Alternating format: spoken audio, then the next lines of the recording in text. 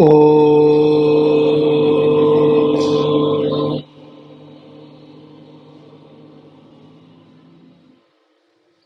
ಶುಕ್ಲಾಂಬರಧರಂ ವಿಷ್ಣುಂ ಶಶಿವರ್ಣಂ ಚತುರ್ಭುಜಂ ಪ್ರಸನ್ನವದನಂ ಧ್ಯಾಯೇತ್ ಸರ್ವವಿಘ್ನೋಪಶಾಂತಯೇ.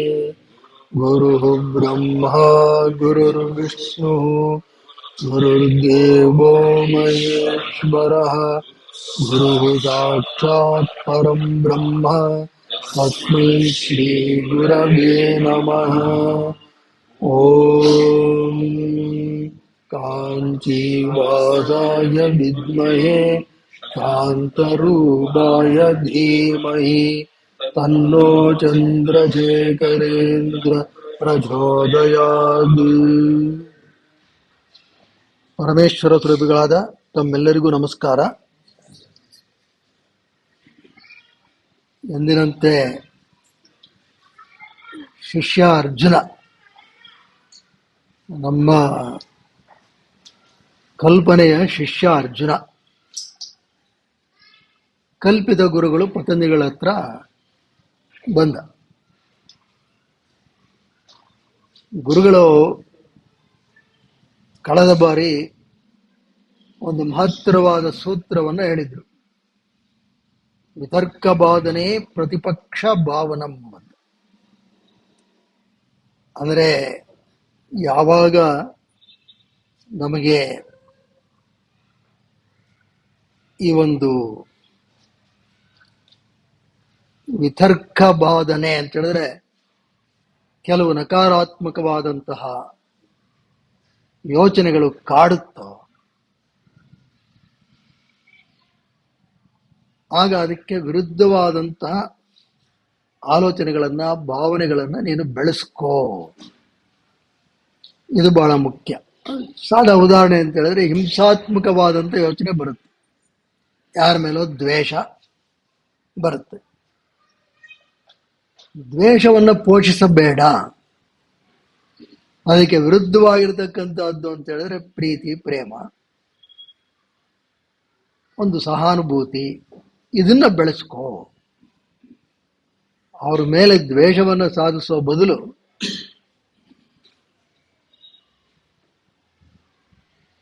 ಒಂದು ಪ್ರೇಮವನ್ನು ಬೆಳೆಸ್ಕೊ. Develop love towards such people with whom you are afflicted with harmful thoughts of ಹಿಂಸಾ R ದ್ವೇಷ. ಇವೆಲ್ಲ ನೆಗೆಟಿವ್. ಅರ್ಜುನ ಬಂದವನೇ ಗುರುಗಳಿಗೆ ಹೇಳ್ದ, ಗುರುಗಳೇ ಇದು ಭಾರಿ ಕಷ್ಟ, ಇದು ನನಗೆ ಮನೆಯಲ್ಲಿ ಮಗನ ಕಾಟ, ಮಗಳ ಕಾಟ, ಇನ್ನೊಂದು ಕಾಟ, ಕಚೇರಿಯಲ್ಲಿ ಏನೇನೋ ಕಾಟ, ಎಲ್ಲರೂ ನಿಭಾಯಿಸ್ಬೇಕು. ನಾನು ಕೂತ್ರೆ ಅವ್ರು ಮಾಡಿದಂತಹ ಅನೇಕ ಈ ತರದ ಘಟನೆಗಳೇ ನಕಾರಾತ್ಮಕವಾದದ್ದೇ ಬರ್ತಾ ಇರುತ್ತೆ. ಅವ್ರನ್ನ ನಿಭಾಯಿಸೋದೇ ಕಷ್ಟ. ನೀವು ಅವ್ರ ಬಗ್ಗೆ ಕರುಣೆಯನ್ನು ಬೆಳೆಸ್ಕೊಳ್ಳಿ, ಡೆವಲಪ್ ಲವ್ ಅಂಡ್ ಕಂಪ್ಯಾಷನ್ ಅಂತ ಹೇಳ್ತೀರಾ. ಇದು ಕಾರ್ಯ ಸಾಧುವಲ್ಲ, ಸಾಧ್ಯ ಇಲ್ಲ, ಇದು ತರ್ಕಬದ್ಧವಾಗಿಲ್ಲ. ಇದು ಹೆಂಗ್ ಸಾಧ್ಯ? ನಮ್ಗೆ ಯಾರೋ ಅವ್ರ ದ್ವೇಷ ಸಾಧಿಸ್ತಾನೇ ಇದ್ದಾರೆ, ಅದನ್ನು ಮರೆಯೋದು ಹೇಗೆ? ಇದು ಸಾಧ್ಯ ಇಲ್ಲ ಗುರುಗಳೇ. ನೀವು ಹೇಳಿದ್ರಿ, ನಾನು ಪ್ರಯತ್ನ ಪಟ್ಟೆ ಒಂದು ತಿಂಗಳು ಪೂರ್ತಿ. ವಿತರ್ಕ ಬಾಧನೆ ಪ್ರತಿಪಕ್ಷ ಭಾವನಂ. ನೀವು ಹೇಳಿದಾಗ ನಾನು ಕೇಳಿಸ್ಕೊಂಡಾಗ, ಓ ಇದು ತಾನೇ ಅಭ್ಯಾಸ ಮಾಡ್ಬೋದು, ಚೆನ್ನಾಗಿದೆ ಅಂತ ಅನ್ಕೊಂಡಿದ್ದೆ. ಆದ್ರೆ ಕೂತು ಯೋಚನೆ ಮಾಡ್ಲಿಕ್ಕೆ ಹೋದ್ರೆ ಯಾವುದೋ ಯೋಚನೆ ಬರ್ತಾ ಇರುತ್ತೆ. ಕಚೇರಿಯಲ್ಲಿ ಕಾಟ ಕೊಡ್ತಾರೆ ನಮಗೆ, ನಮ್ಮ ಕೆಲಸಗಾರರು ಕಾಟ ಕೊಡ್ತಾರೆ. ರೇಗದೆ ಇದ್ರೆ ಕೆಲಸ ಆಗಲ್ಲ. ನೀವು ಅಂಥವ್ರ ಬಗ್ಗೆನೂ ಪ್ರೀತಿ ಪ್ರೇಮವನ್ನು ಬೆಳೆಸ್ಕೊಳ್ಳಿ ಅಂದ್ರೆ ಇದು ಸಾಧ್ಯವಿಲ್ಲ. ಪ್ರಾಯಶಃ ನಿಮಗೆ ಹೊರಗಡೆ ಕೆಲಸ ಮಾಡಿ ಅಭ್ಯಾಸ ಇಲ್ಲ ಗುರುಗಳೇ, ಅದಕ್ಕೆ ಇದನ್ನ ಹೇಳ್ತಾ ಇದ್ದೀರಾ.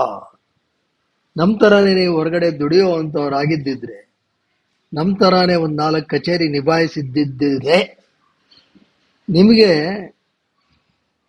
ಗೊತ್ತಾಗಿರೋದು ವ್ಯಾವಹಾರಿಕ ಪ್ರಪಂಚ, practicality, you would have understood. ಹಾಗಾಗಿ ಇದು ಯಾಕೋ ತರ್ಕಬದ್ಧವಾಗಿಲ್ಲ ಅನ್ಸುತ್ತೆ. ಗುರುಗಳಿಗೆ ಗೊತ್ತಾಯ್ತು, ಇವರು ಬಹಳ ಸ್ವಲ್ಪ ಉದ್ರಿಕ್ತನಾಗಿ ಮಾತಾಡ್ತಾ ಇದ್ದಾರೆ ಶಿಷ್ಯ, ಪ್ರಾಯಶಃ ಇರ್ಬೋದು ಅಂತೇಳಿ ಅವ್ನಿಗೆ ಹೇಳಿದ್ರು, ಕೂತ್ಕೊಳ್ಳಪ್ಪ, ಪರವಾಗಿಲ್ಲ, ಆಗುತ್ತೆ. ಮೊದಲನೇದಾಗಿ ತಿಳ್ಕೊ, ಎಲ್ಲವೂ ನಮ್ಮ ಸಾಧಾರಣವಾದ ತರ್ಕಕ್ಕೆ ಸಿಗಬೇಕು ಅಂತಿಲ್ಲ. ಕೆಲವು ವಿಶೇಷ ತರ್ಕ ಇರುತ್ತೆ. ಸಾಧಾರಣವಾದ ತರ್ಕಕ್ಕೆ ಸಿಕ್ಕಿದ್ದೆಲ್ಲ ಸರಿ ಅನ್ಕೊಂಡು ಹೋಗ್ಬಿಟ್ರೆ ಕಷ್ಟ. ಮೊದಲು ನೋಡು, ನಿನಗೆ ಅದಕ್ಕೊಂದು ಉದಾಹರಣೆ ಹೇಳ್ತೀನಿ, ಆಮೇಲೆ ಮುಂದುವರಿಸ್ತು. ಹೇಳಿ ಗುರುಗಳೇ. ಯಾಕೆ ಕೆಲವು ಸರ್ತಿ ಮನಸ್ಸು ತುಂಬಾ ಭಾರವಾಗಿದ್ದಾಗ ಒಂದು ಸ್ವಲ್ಪ ಏನಾದರೂ ಲಘುವಾದಂತಹ ಹಾಸ್ಯವನ್ನು ಬಳಸಬೇಕಾಗುತ್ತೆ. ಗುರುಗಳಿಗೂ ಗೊತ್ತಿತ್ತು. ಅವ್ರು ಹೇಳಿದ್ರು, ನೋಡಪ್ಪ, ಒಂದು ಕಡೆ ಏರೋಸ್ಪೇಸ್ ಬಗ್ಗೆ ಪಾಠ ಮಾಡ್ತಾ ಇದ್ರು. ಒಬ್ಬ ಹುಡುಗ ಏನಾದರೂ ಪಾಸ್ ಆಗ್ತಿರ್ಲಿಲ್ಲ, ಫೇಲು ಪ್ರಾಕ್ಟಿಕಲ್ಸ್. ಕೊನೆಗೆ ಅವನ ಗುರುಗಳು, ಗೈಡ್, ಇನ್ಯಾರೊಬ್ರು ಪರೀಕ್ಷೆ ಮಾಡಕ್ ಬಂದಿದ್ರು ಹೊರಗಡೆಯವರು. ಒಂದೇ ಪ್ರಶ್ನೆ ಕೇಳ್ತೀವಪ್ಪ ನಿನಗೆ ಶಿಷ್ಯನೇ, ಆ ಪ್ರಶ್ನೆಗೆ ಉತ್ತರ ಹೇಳ್ಬಿಟ್ರೆ ನೀನು ಪಾಸ್ ಅಂದ. ಶಿಷ್ಯ ಅಂದ, ಆಯ್ತು ಗುರುಗಳೇ, ಒಂದೇ ಪ್ರಶ್ನೆ ಅಲ್ವಾ, ಒಂದೇ ಪ್ರಶ್ನೆ ಕಣ, ಈ ಪ್ರಶ್ನೆಗೆ ಸರಿಯಾಗಿ ಉತ್ತರ ಹೇಳ್ಬಿಡು, ಪಾಸ್ ನೀನು. ಕೇಳಿ ಪ್ರಶ್ನೆ. ಆ ಎಕ್ಸ್ಟರ್ನಲ್ ಬಂದಿದ್ದವ್ರು ಅವ್ನ ಪ್ರಶ್ನೆ ಕೇಳಿದ್ರು, student, please tell me the difference, one difference between an aeroplane and a rocket. ಸುಲಭವಾದ ಪ್ರಶ್ನೆ. ಅವ ಯೋಚನೆ ಮಾಡ್ದ, ಈ ಗೈಡ್ಗೆ ಟೆನ್ಷನ್, ಇದಕ್ಕೆ ಉತ್ತರ ಕೊಡದೇ ಇದ್ರೆ ಹೆಂಗ್ ಮಾಡೋದು?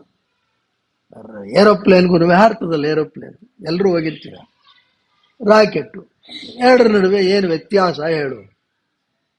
ಅವ ಹೇಳ್ದ, ಗುರುಗಳೇ ಬರ್ಕೊಳ್ಳಿ. ಏನು? ಏನಿಲ್ಲ, ಈ ಏರೋಪ್ಲೇನಲ್ಲಿ ಗಗನಸಖಿಯರು ಇರ್ತಾರೆ, ರಾಕೆಟ್ ಅಲ್ಲಿ ಇರಲ್ಲ. ಏನ್ ಹೇಳ್ತಾರೆ ಗುರುಗಳು? There are air hostess in aeroplane, no air hostess in rockets. ಇದು ಉತ್ತರವೇ? ಇವರು ಗೆಟ್ ಔಟ್ ಅಂದ್ರು, ಹೋದ, ಫೇಲ್ ಅಂತ ಪ್ರಕಟಿಸ್ತಾರೆ. ಇದೆಲ್ಲ ಈಗೆಲ್ಲ ಇನ್ ಕ್ಯಾಮ್ರಾ ಎಲ್ಲ ರೆಕಾರ್ಡಿಂಗ್ ಎಲ್ಲ ಇರುತ್ತಲ್ಲ, RTI ಎಲ್ಲ ಹಾಕ್ತದೆ. ಇವನು RTI ಹಾಕ್ದ. ಕೋರ್ಟಲ್ಲಿ ಬಂತು ಹಿಯರಿಂಗ್. ಕೋರ್ಟಲ್ಲಿ ಏನು, ದೇ ಗೋ ಬೈ ಲಾಜಿಕ್ ಅಷ್ಟು. ಕೋರ್ಟಲ್ಲಿ ಕೇಳಿದ್ರು ಜಡ್ಜು, ಇವನು ಗೈಡು ಎಕ್ಸ್ಟರ್ನಲ್ ಎಲ್ಲ ಪಾಪ ವಿಚಾರಣೆಗೆ, ಈ ಕಡೆ ಸ್ಟೂಡೆಂಟು ನಿಂತಿದ್ದ ಇನ್ನೊಂದು ಕಟಕಟೆಯಲ್ಲಿ.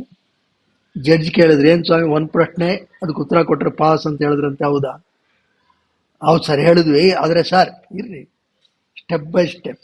ಏನ್ರಿ ಪ್ರಶ್ನೆ ಕೇಳಿದ್ದು? ಸರ್, ಏರ್ ಪ್ಲೇನ್ಗೂ ರಾಕೆಟ್ಗೂ ಏನು ವ್ಯತ್ಯಾಸ ಕೇಳಿದ್ವಿ ಸರ್. ಓಕೆ, ನೀನೇನೇ ಉತ್ತರ ಹೇಳಿ? ಸರ್, ಏರೋಪ್ಲೇನ್ ಗಗನಸಖಿಯರು ಇದ್ದಾರೆ, ರಾಕೆಟಲ್ಲಿ ಇಲ್ಲ. ಸಾರ್ ಅಂತ ಏನೋ ಹೇಳಕ್ ಹೋದ್ರಿ ಗೈಡು ಮತ್ತು ಇನ್ನೊಬ್ಬ ಎಕ್ಸ್ಟರ್ನಲ್. ಯಾಕೆಂದ್ರೆ ಅವ್ರದ್ದು ಬೇರೆ ಅಭಿಪ್ರಾಯಗಳಿತ್ತು. ಪ್ರಪಲ್ಷನ್ ಸಿಸ್ಟಮ್ ಬೇರೆ, ಮೆಕ್ಯಾನಿಸಮ್ ಬೇರೆ, ನ್ಯಾವಿಗೇಷನ್ ಸಿಸ್ಟಮ್ ಬೇರೆ. ಜಡ್ಜು, ಸುಮ್ಮನೆ ಏರಷ್ಟು ರಾಕೆಟಲ್ಲಿ ಇದಾರೇನ್ರಿ, ಅಷ್ಟು ಕೂತ್ರ ಹೇಳಿ, 30 ಹೇಳಿ ಅಂದ್ರು. ಗೈಡ್ ಏನ್ ಹೇಳ್ತಾರೆ? ಇಲ್ಲ ಸರ್ ಇರಲ್ಲ. ನೀನ್ ಪಾಸ್ ಕಣೆ, ಹೋಗ. ಲಾಜಿಕ್, ಸಾಮಾನ್ಯವಾದ ತರ್ಕ. ಅರ್ಜುನನು ನಕ್ಕ. ಆಮೇಲೆ ಹೇಳಿದ್ರು, ನೋಡಪ್ಪ, ಸಾಮಾನ್ಯವಾದ ತರ್ಕಕ್ಕೆ ಎಲ್ಲ ನಿಲ್ಕಲ್ಲ. ಸ್ವಲ್ಪ ವಿಶೇಷವಾಗಿ ಆಳವಾಗಿ ನೀನು ಯೋಚನೆ ಮಾಡಬೇಕು. ಯಾತಕ್ಕೆ ಇದು ಕಷ್ಟ ಆಗುತ್ತೆ ವಿತರ್ಕವಾದನ ಬೆಳೆಸ್ಕೊಳ್ಳೋದಕ್ಕೆ ಅಂತ ಹೇಳಿದ್ರೆ, ನೀನು ಅದನ್ನೇ ಅಭ್ಯಾಸ ಮಾಡಿಬಿಟ್ಟಿದ್ಯಾ. You have practised hating, blaming. You have practised end and through. ಹುಡ್ದಾಗಿಂದ ನಮಗೆ ಅದೇ ಹೇಳ್ಕೊಡ್ತಾ ಇದ್ರು. ಅವ್ರು ಸರಿ ಇಲ್ಲ ಅಂದ್ರು, ಇವ್ರು ಸರಿ ಇಲ್ಲ ಅಂದ್ರು, ನಾವು ಅವ್ರು ಸರಿ ಇಲ್ಲ ಅಂದ್ವಿ, ಇವ್ರು ಸರಿ ಇಲ್ಲ ಅಂದ್ವಿ. ಹಂಗೇ ಬಂದು ಬಂದು ಬಂದು ಬಂದು ವಿ ಸ್ಟಾರ್ಟೆಡ್ ಜಡ್ಜಿಂಗ್ ಎವ್ರಿಬಡಿ. ಯಾರು ನೋಡಿದ್ರು ನಾವು ಅವರನ್ನು ಅವರಾಗಿ ಕಾಣೋದನ್ನ ಬಿಟ್ಬಿಟ್ಟಿದ್ದೀವಿ. ಯಾರು ಕಂಡ್ರೆ ನಮ್ಮ ಪರಿಚಯಸ್ಥರು, ಅವ್ರು ಬರೀ ಅವ್ರಿಗೆ ಜ್ಞಾಪಕ ಬರಲ್ಲ. ಇವ್ರು ಹಿಂಗಂದಿದ್ರು ಹಂಗಂದಿದ್ರು, ಇವ್ರು ಸರಿ ಇಲ್ಲ, ಅಯ್ಯೋ ಇವರೇನೋ ತುಂಬಾ ಕೆಟ್ಟದಾಗ ಮಾತಾಡಿದ್ರಂತೆ, ಇವರು ನಮ್ಮ ತಾತಂಗೆ ಏನೋ ಬೈದಿದ್ರಂತೆ, ಹೀಗೆ ಯಾವಾಗ್ಲೂ ಇವೆಲ್ಲ ಕಾಡ್ತಾ ಇರುತ್ತೆ. ಹಾಗಾಗಿ ಬಿಡಿಸ್ಕೊಳ್ಳೋದು ಕಷ್ಟ ಕಣಯ್ಯ. ನೋಡು, ಒಂದು ತಿಳ್ಕೊ, ಒಂದು ಆನೆ ಇರುತ್ತೆ. ಆನೆ ಒಂದು ದೇವಸ್ಥಾನದಲ್ಲಿ ಕಟ್ಟಿರ್ತಾರೆ. ಆನೆ ಆನೆ ಎಷ್ಟ್ರಿ? ಒಂದು 5,000 kg ಇರುತ್ತೆ, 5,000 kg. ಅದನ್ನು ಕಟ್ಟಿರ್ತಾರೆ. ಏನೋ ಒಂದು ಹಗ್ಗ, ಅಲ್ಲೊಂದು ಗೂಟ ಇರುತ್ತೆ, ಗೂಟಕ್ಕೆ ಕಟ್ಟಿರ್ತಾರೆ. ಅಲ್ಲೇ ಇರುತ್ತೆ, ಅದು ಹೋಗಲ್ಲ, ಸುಮ್ಮನೆ ಹೂಗಾಡ್ತಾ ಇರುತ್ತೆ, ಹಿಂಗೆ ಹಿಂಗೆ ಅನ್ನುತ್ತೆ. ಆ ಸೊಂಡಲು ಹಿಂಗೆ ಮುಂದಕ್ಕೆ ತೊಳತೆ, ಹಿಂಗೆ ಹೋಗುತ್ತೆ. ಕಾಲೊಂದು ಹಿಂಗಿಡುತ್ತೆ ಹಿಂಗಿಡುತ್ತೆ. ಅಲ್ಲೊಂದು ಅಂಕುಶ ಅಂತ ಇಟ್ಟಿರ್ತಾನೆ. ಅಂಕುಶ. ಆ ಮಾವುತನ ಪರ್ಸನಾಲಿಟಿ ನಮ್ಮ ಪರ್ಸನಾಲಿಟಿ. ಅದೇನೋ ಆನೆ ಒಂದ್ಸತಿ ಹಿಂಗಂದ್ರೆ ಗಾನ್ ಕೇಸ್, ಅಂಕುಶ ಇಟ್ಬಿಟ್ಟಿರ್ತಾರೆ ಮುಂದೆ, ಅದು ದಾಟಲ್ಲ. ಅದನ್ನ ಒಂದು ಕೋಲು ಅಷ್ಟೇ, ಇನ್ನೇನು ಇಲ್ಲ. ಇದನ್ನ ನೋಡಿ ಯಾರೋ ಕೇಳಿದ್ರಂತೆ ಆ ಮಾವುತನ್ನ, ಅಲ್ಲೇ ಹಿಂಗೆ ಇದನ್ನ ನಂಬ್ಕೊಂಡಿದೆಯಲ್ಲ, ಅದು ಹಿಂಗಂದ್ರೆ ಹಗ್ಗ ಕಿತ್ತೋಗ್ಬಿಡುತ್ತೆ, ಗೂಟಾನೇ ಬಂದ್ಬಿಡುತ್ತೆ, ಅದ್ಯಾಕೆ ಅಷ್ಟು ಕಟ್ಟುಪಾಡಿಗೆ ಸಿಕ್ಕಿ ಬಿದ್ದಿದೆ? ಆಗ ಅವನು ಮಾವುತ ಹೇಳಿದಂತಿಲ್ಲ, ಇದು ಚಿಕ್ಕದಾಗಿದ್ದಾಗಿಂದ ಇದನ್ನು ಕಟ್ತಾ ಇದ್ವಿ. ಹಗ್ಗ ಇದೇ ಗೂಟಕ್ಕೆ ಕಟ್ಟಿ ಕಟ್ಟಿ ಕಟ್ಟಿ ಆವಾಗ ಇದಕ್ಕೆ ಬಿಡಿಸ್ಕೊಳಕ್ ಆಗ್ತಿರ್ಲಿಲ್ಲ. ಆವಾಗ ಬಿಡಿಸ್ಕೊಳಕ್ ಪ್ರಯತ್ನ ಪಡ್ತಾ ಇತ್ತು. ಇಟ್ ಯೂಸ್ ಟು ಟ್ರೈ, ಆಗ್ತಾ ಇರಲಿಲ್ಲ. ಆಗದೆ ಏನಾಗ್ಬಿಟ್ಟಿದೆ, ಈಗ ಅದು ಪ್ರಯತ್ನ ಪಡೋದನ್ನ ಬಿಟ್ಬಿಟ್ಟು ಈಗ ಅದಕ್ಕೆ ಮಹತ್ತರವಾದ ಬಲ ಆದ್ರೂ ಕೇಳಲ್ಲ. ಬಂಧನಕ್ಕೆ ಆರಾಮಾಗಿ ಸಿಕ್ಕಿ ಬಿದ್ದಿದೆ. ಅಂತೆ ಅರ್ಜುನ, ನೀನುವೇ ಬಂಧನಕ್ಕೆ ಸಿಕ್ಕಿ ಬಿದ್ದಿದೆಯಾ. ಒಮ್ಮೆ ಅಲ್ಲಿ ಆ ದೇವಸ್ಥಾನದ ಆವರಣದಲ್ಲಿ ಬೆಂಕಿ ಅವಘಡ ಆಯ್ತಂತೆ. ಬೆಂಕಿ ಅವಘಡ ಆದಾಗ ಎಲ್ಲರೂ ಓಡೋಗ್ಬಿಟ್ರು. ಆನೆಗೂ ಬೆಂಕಿ ಅಂದ್ರೆ ಭಯ, ಎಲ್ಲ ಪ್ರಾಣಿಗಳಿಗೂ ಭಯವೇ. ಆಗ ಆನೆ ಏನ್ ಮಾಡ್ತು? ಸರ್ವೈವಲ್ ಇನ್ಸ್ಟಿಂಕ್ಟ್ ಏನ್ ಮಾಡ್ತು ಆನೆ? ಪ್ರಾಣ ರಕ್ಷಣೆ. ಅವಾಗೇನ್ ಮಾಡ್ತು? ಇರೋ ಬಲವನ್ನೆಲ್ಲ ಬಾಳ ಸುಮ್ಮನೆ ಹೆಂಗತ್ ನೋಡಿದ್ರೆ ಹಗ್ಗ ಕಟ್ಟಾಗೋಯ್ತು, ಗೂಟಾನೇ ಎದ್ದು ಬಂದ್ಬಿಡ್ತು, ಆರಾಮಾಗಿದ್ದು ಹೊಟ್ಟಾಯ್ತಲ್ಲಿ. ಇದು ಏನಪ್ಪ ಇದ್ರ ಹಿನ್ನೆಲೆ ಅಂತ ಹೇಳಿದ್ರೆ, ಆ ಕ್ರೈಸಿಸ್ ಬಂದಾಗ ನೋಡು, ನನ್ನ ಅಭ್ಯಾಸಗಳು ಸರಿ ಇಲ್ಲ ಅಂತ you have to break out of your ingrained habits. ಅಷ್ಟೇ ಇಲ್ಲಿ ಬೇಕಾಗಿರೋದು. ನಿನಗೂ ಅಂತ ಕ್ರೈಸಿಸ್ ಬಂದಿದೆ, ಆದ್ರೂ ನೀನು ಬಿಡಿಸ್ಕೊಳ್ಳೋಕೆ ಪ್ರಯತ್ನಿಸ್ತಾ ಇಲ್ಲ. ನಿನಗೂ ಸಂಸಾರ ಕಾಟ ಕೊಡ್ತಾ ಇದೆ, ಮಕ್ಕಳಿಂದ ಕಾಟ ಅಂತೀಯ, ಕಚೇರಿಯಲ್ಲಿ ಕಾಟ ಅಂತೀಯ, ಬಂಧು ಬಳಗ ಎಲ್ಲ ಕಾಟ ಅಂತಿದೀಯ. ಆದ್ರೆ ನೀನು ಈ ಹೇಗೆ ಆನೆ ಆ ಬೆಂಕಿಗೆ ಸ್ಪಂದಿಸಿ ಎಲ್ಲವನ್ನ ಕಿತ್ತಾಕ್ತೋ ಆ ಕೆಲಸ ನೀನು ಮಾಡ್ತಾ ಇಲ್ಲ. ಮೊದಲು ತಿಳ್ಕೊ, ನೀನು ಆನೆ, ಹಗ್ಗ ಅಲ್ಲ. ನಾವು ಹಗ್ಗ ಅನ್ಕೊಂಡ್ಬಿಟ್ಟಿದ್ವಿ, ಕೇಳಬಾರ್ದು ಅಂತೇಳಿ ಓಲ್ಡ್ ಪ್ಯಾಟ್ರನ್ಸ್ ಅವರಲ್ಲೇ ಇರೋದ್ರಿಂದ ಇದು ಕಷ್ಟ. ಆದರೆ ಸಾಧ್ಯ. ಮತ್ತೆ ಈ ಪ್ರತಿಪಕ್ಷ ಭಾವನೆಯನ್ನು ಬೆಳೆಸಿಕೊಳ್ಳುವುದು ಬೇಕೇ ಬೇಡವೆ? ಪ್ರಶ್ನೆ. ವಿತರ್ಕ ಬಾಧನೆ ಪ್ರತಿಪಕ್ಷ ಭಾವನಂ ಬೆಳೆಸ್ಕೊಳ್ಳಲ್ಲ, ಏನಾಗುತ್ತೆ? ಪತನಿಗಳು ಹೇಳ್ತಾರೆ ಹಾಗೆ ಸಾಧ್ಯ ಇಲ್ಲ. It is not a optional subject. It is not an option. You have to. If you have to know that you are ananda, you are bliss. If at all you want to enjoy life, enjoy ಅಂದ್ರೇನು? To be blissful. ನಿನಗೇನಾದ್ರೂ ಯಾವಾಗಲೂ ಆನಂದವಾಗಿರಬೇಕು. ಆಮೇಲೆ ಈ ಒಂದು ಜನ್ಮ ಮೃತ್ಯು ಚಕ್ರದಿಂದ ಹೊರಬರಬೇಕು ಅಂತಿದ್ದರೆ ಪ್ರತಿಪಕ್ಷ ಭಾವನೆಯನ್ನು ಬೆಳೆಸಿಕೊಳ್ಳಲೇಬೇಕು, ಅನಿವಾರ್ಯ. ಇದು ಸುಮ್ಮನೆ ಏನು ಆಪ್ಷನ್ ಅಲ್ಲ. ಏನೋ ಹೇಳ್ತಾ ಇದ್ದಾರೆ ಪತಂಜಲಿಗಳು. ಯಾಕೆಂತೇಳಿ ಎಲ್ಲಿ ತನಕ ಕ್ಲೇಶಗಳ ಮನಸ್ಸಿನಲ್ಲಿ ಉಳಿದು ಬಿಡುತ್ತೋ. ಕ್ಲೇಶಗಳು ಯಾವ್ಯಾವುದು? ಹಿಂಸೆ.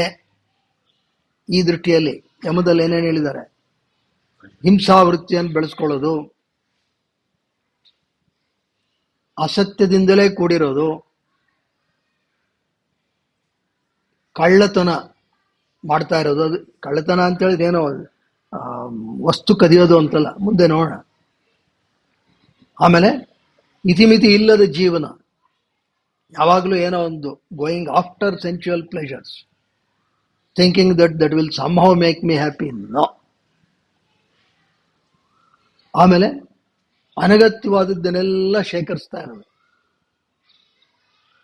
ಇದನ್ನ ಮಾಡ್ತಾನೆ ಇದ್ರೆ ನೋಡಪ್ಪ, ನಿನ್ನ ಕ್ಲೇಶಗಳು ಅಧಿಕವಾಗ್ತಾನೆ ಹೋಗುತ್ತೆ, ಪುನರ್ಜನ್ಮ ನಿಶ್ಚಿತ. ಹಾಗಾಗಿ ವಿತರ್ಕಬಾಧನ ನೀನು ಬೆಳೆಸ್ಕೋಬೇಕು. ಅದಕ್ಕೆ ಮುಂದಿನ ಸೂತ್ರನೂ ಹಿಂದಿನ ತರಗತಿಯಲ್ಲಿ ಹೇಳಿದ್ನಪ್ಪ ಅರ್ಜುನ. ಮತ್ತೊಮ್ಮೆ ನೀನು ಈ ಪ್ರಶ್ನೆಯನ್ನು ಕೇಳಿದ್ರಿಂದ ಮತ್ತೊಮ್ಮೆ ಅದನ್ನು ಹೇಳ್ತೀನಿ. ಮುಂದಿನ ಸೂತ್ರದಲ್ಲಿ ಪತಂಜಲಿಗಳು ಇದು ಬೆಳೆಸ್ಕೊಳ್ಳದೆ ಇದ್ರೆ ಏನಾಗತ್ತೆ ಅಂತ ಹೇಳ್ತಾರೆ. ಅದನ್ನ ಹಿಂದೆ ಹೇಳಿದ್ವಿ, ಅದನ್ನು ಈಗ ಮತ್ತೊಮ್ಮೆ ನೋಡೋಣ. ವಿತರ್ಕ ಹಿಂಸಾದಯ ಕೃತ ಕಾರಿತ ಅನುಮೋದಿತ ಲೋಭ ಕ್ರೋಧ ಮೋಹಪೂರ್ವಕ ಮೃದು ಮದ್ಯಾದಿ ಮಾತ್ರ ದುಃಖ ಅಜ್ಞಾನ ಅನಂತ ಫಲ ಇತಿ ಪ್ರತಿಪಕ್ಷ ಭಾವನಂ. ನೋಡಪ್ಪ, ಸುಮ್ಮನೆ ಅಲ್ಲ ಇದು. ಈ ವಿತರ್ಕ ಹಾರ್ಮ್ಫುಲ್ ಥಾಟ್ಸ್ ಯಾವುದು? ಹಿಂಸಾದಯ, ವೈಲೆನ್ಸ್ ಎಕ್ಸೆಟ್ರಾ. ಎಕ್ಸೆಟ್ರಾ ಅಂದ್ರೆ ಮಿಕ್ಕಿದೆಲ್ಲ ಸೇರಿಸ್ಕೋಬೇಕು. ನಾವು ಮಿಕ್ಕಿದೆಲ್ಲ ಸೇರಿಸ್ಕೋಬೇಕು. ಇದು ಹೇಗೆ ಎಷ್ಟು ಸೂಕ್ಷ್ಮವಾಗಿರ್ಬೇಕು ಅಂತ ಹೇಳಿದ್ರೆ, ಇದನ್ನ ಯಾವ್ಯಾವ ತರ ಮಾಡ್ಬೋದು ನೀನು? ಕೃತ, ನೀನೇ ಮಾಡ್ಬೋದು.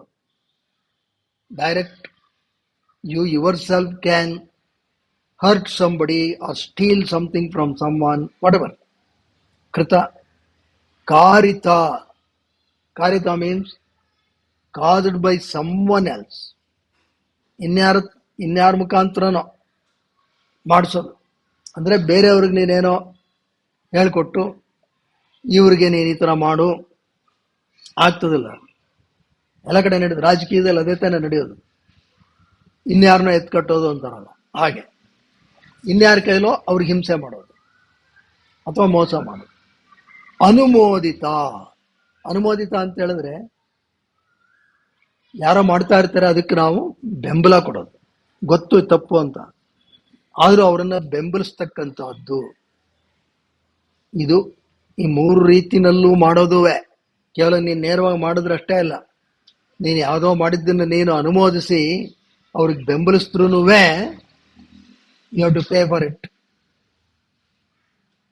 ಆಮೇಲೆ ಇದು ಯಾತಕ್ಕಾಗತ್ತೆ, ಯಾವಾಗ ಆಗುತ್ತೆ, ಯಾತಕ್ಕೆ? ಈಗ ಯಾತಕ್ಕೆ ಸಾಧ್ಯ ಇಲ್ಲ ಅಂದ್ಯಪ್ಪ ಅರ್ಜುನ, ಅದಕ್ಕೂ ಹೇಳ್ತೀನಿ ಕೇಳು. ಲೋಭ.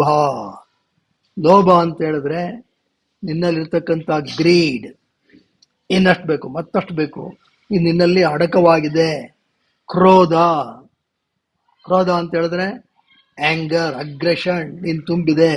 ಮೋಹ, ಡೆಲ್ಯೂಷನ್, ಯು ಆರ್ ಡೆಲ್ಯೂಡೆಡ್. ಯಾವುದು ಸತ್ಯ, ಯಾವುದು ಅಸತ್ಯ, ಯಾವುದು ನಿತ್ಯ ಅನಿತ್ಯ, ಕ್ಲಾರಿಟಿ ಇಲ್ಲ. ಇದರಿಂದಾಗಿ ನೀನು ಈ ಕೆಲಸಗಳೆಲ್ಲ ಮಾಡ್ತಾ ಇರ್ತೀಯ.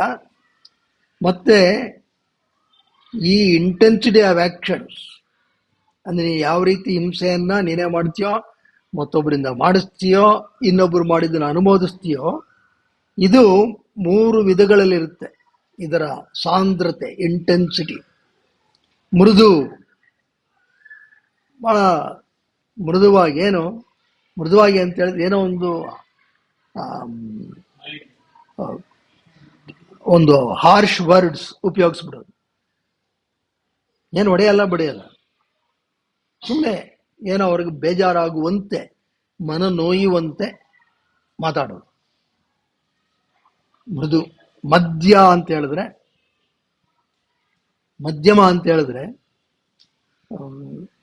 ಈಗ ಸಾಧಾರಣ ಇದನ್ನು ತುಂಬಾ ಜನ ಮಾಡ್ತಾ ಇರ್ತಾರೆ. ಇದಕ್ಕೆ ಈ ಗಾಳಿ ಮಾತು ಅಂತ, ಗಾಸಿಪಿಂಗ್ ಅಂತ. ಗಾಸಿಪಿಂಗ್ ಅಂತ ಹೇಳಿದ್ರೆ ಯಾರೋ ಒಂದ್ 3 ಜನ ಸೇರಿದಾಗ ಅಲ್ಲಿ ಇಲ್ಲದೆ ಇರತಕ್ಕಂಥ 4ನೇ ವ್ಯಕ್ತಿ ಬಗ್ಗೆ ಏನೇನೋ ಹಬ್ಸೋದು. ಅವ್ರಂಗಂತೆ, ಇವ್ರಿಂಗಂತೆ, ಅವರದಂತೆ, ಇದಂತೆ. ನೋಡಿ ಎಷ್ಟು ಸೂಕ್ಷ್ಮವಾಗಿ ಗಮನಿಸ್ತಾರೆ ಪತಂಜಲಿಗಳು. ಪತಂಜಲಿ ಹೇಳ್ತಾರೆ ನೋಡಿ, ಇದೆಲ್ಲ ನಿನ್ನ ಮೇಲೆ ಅಫೆಕ್ಟ್ ಆಗ್ತಾ ಇರುತ್ತೆ. It's only affecting you, be careful.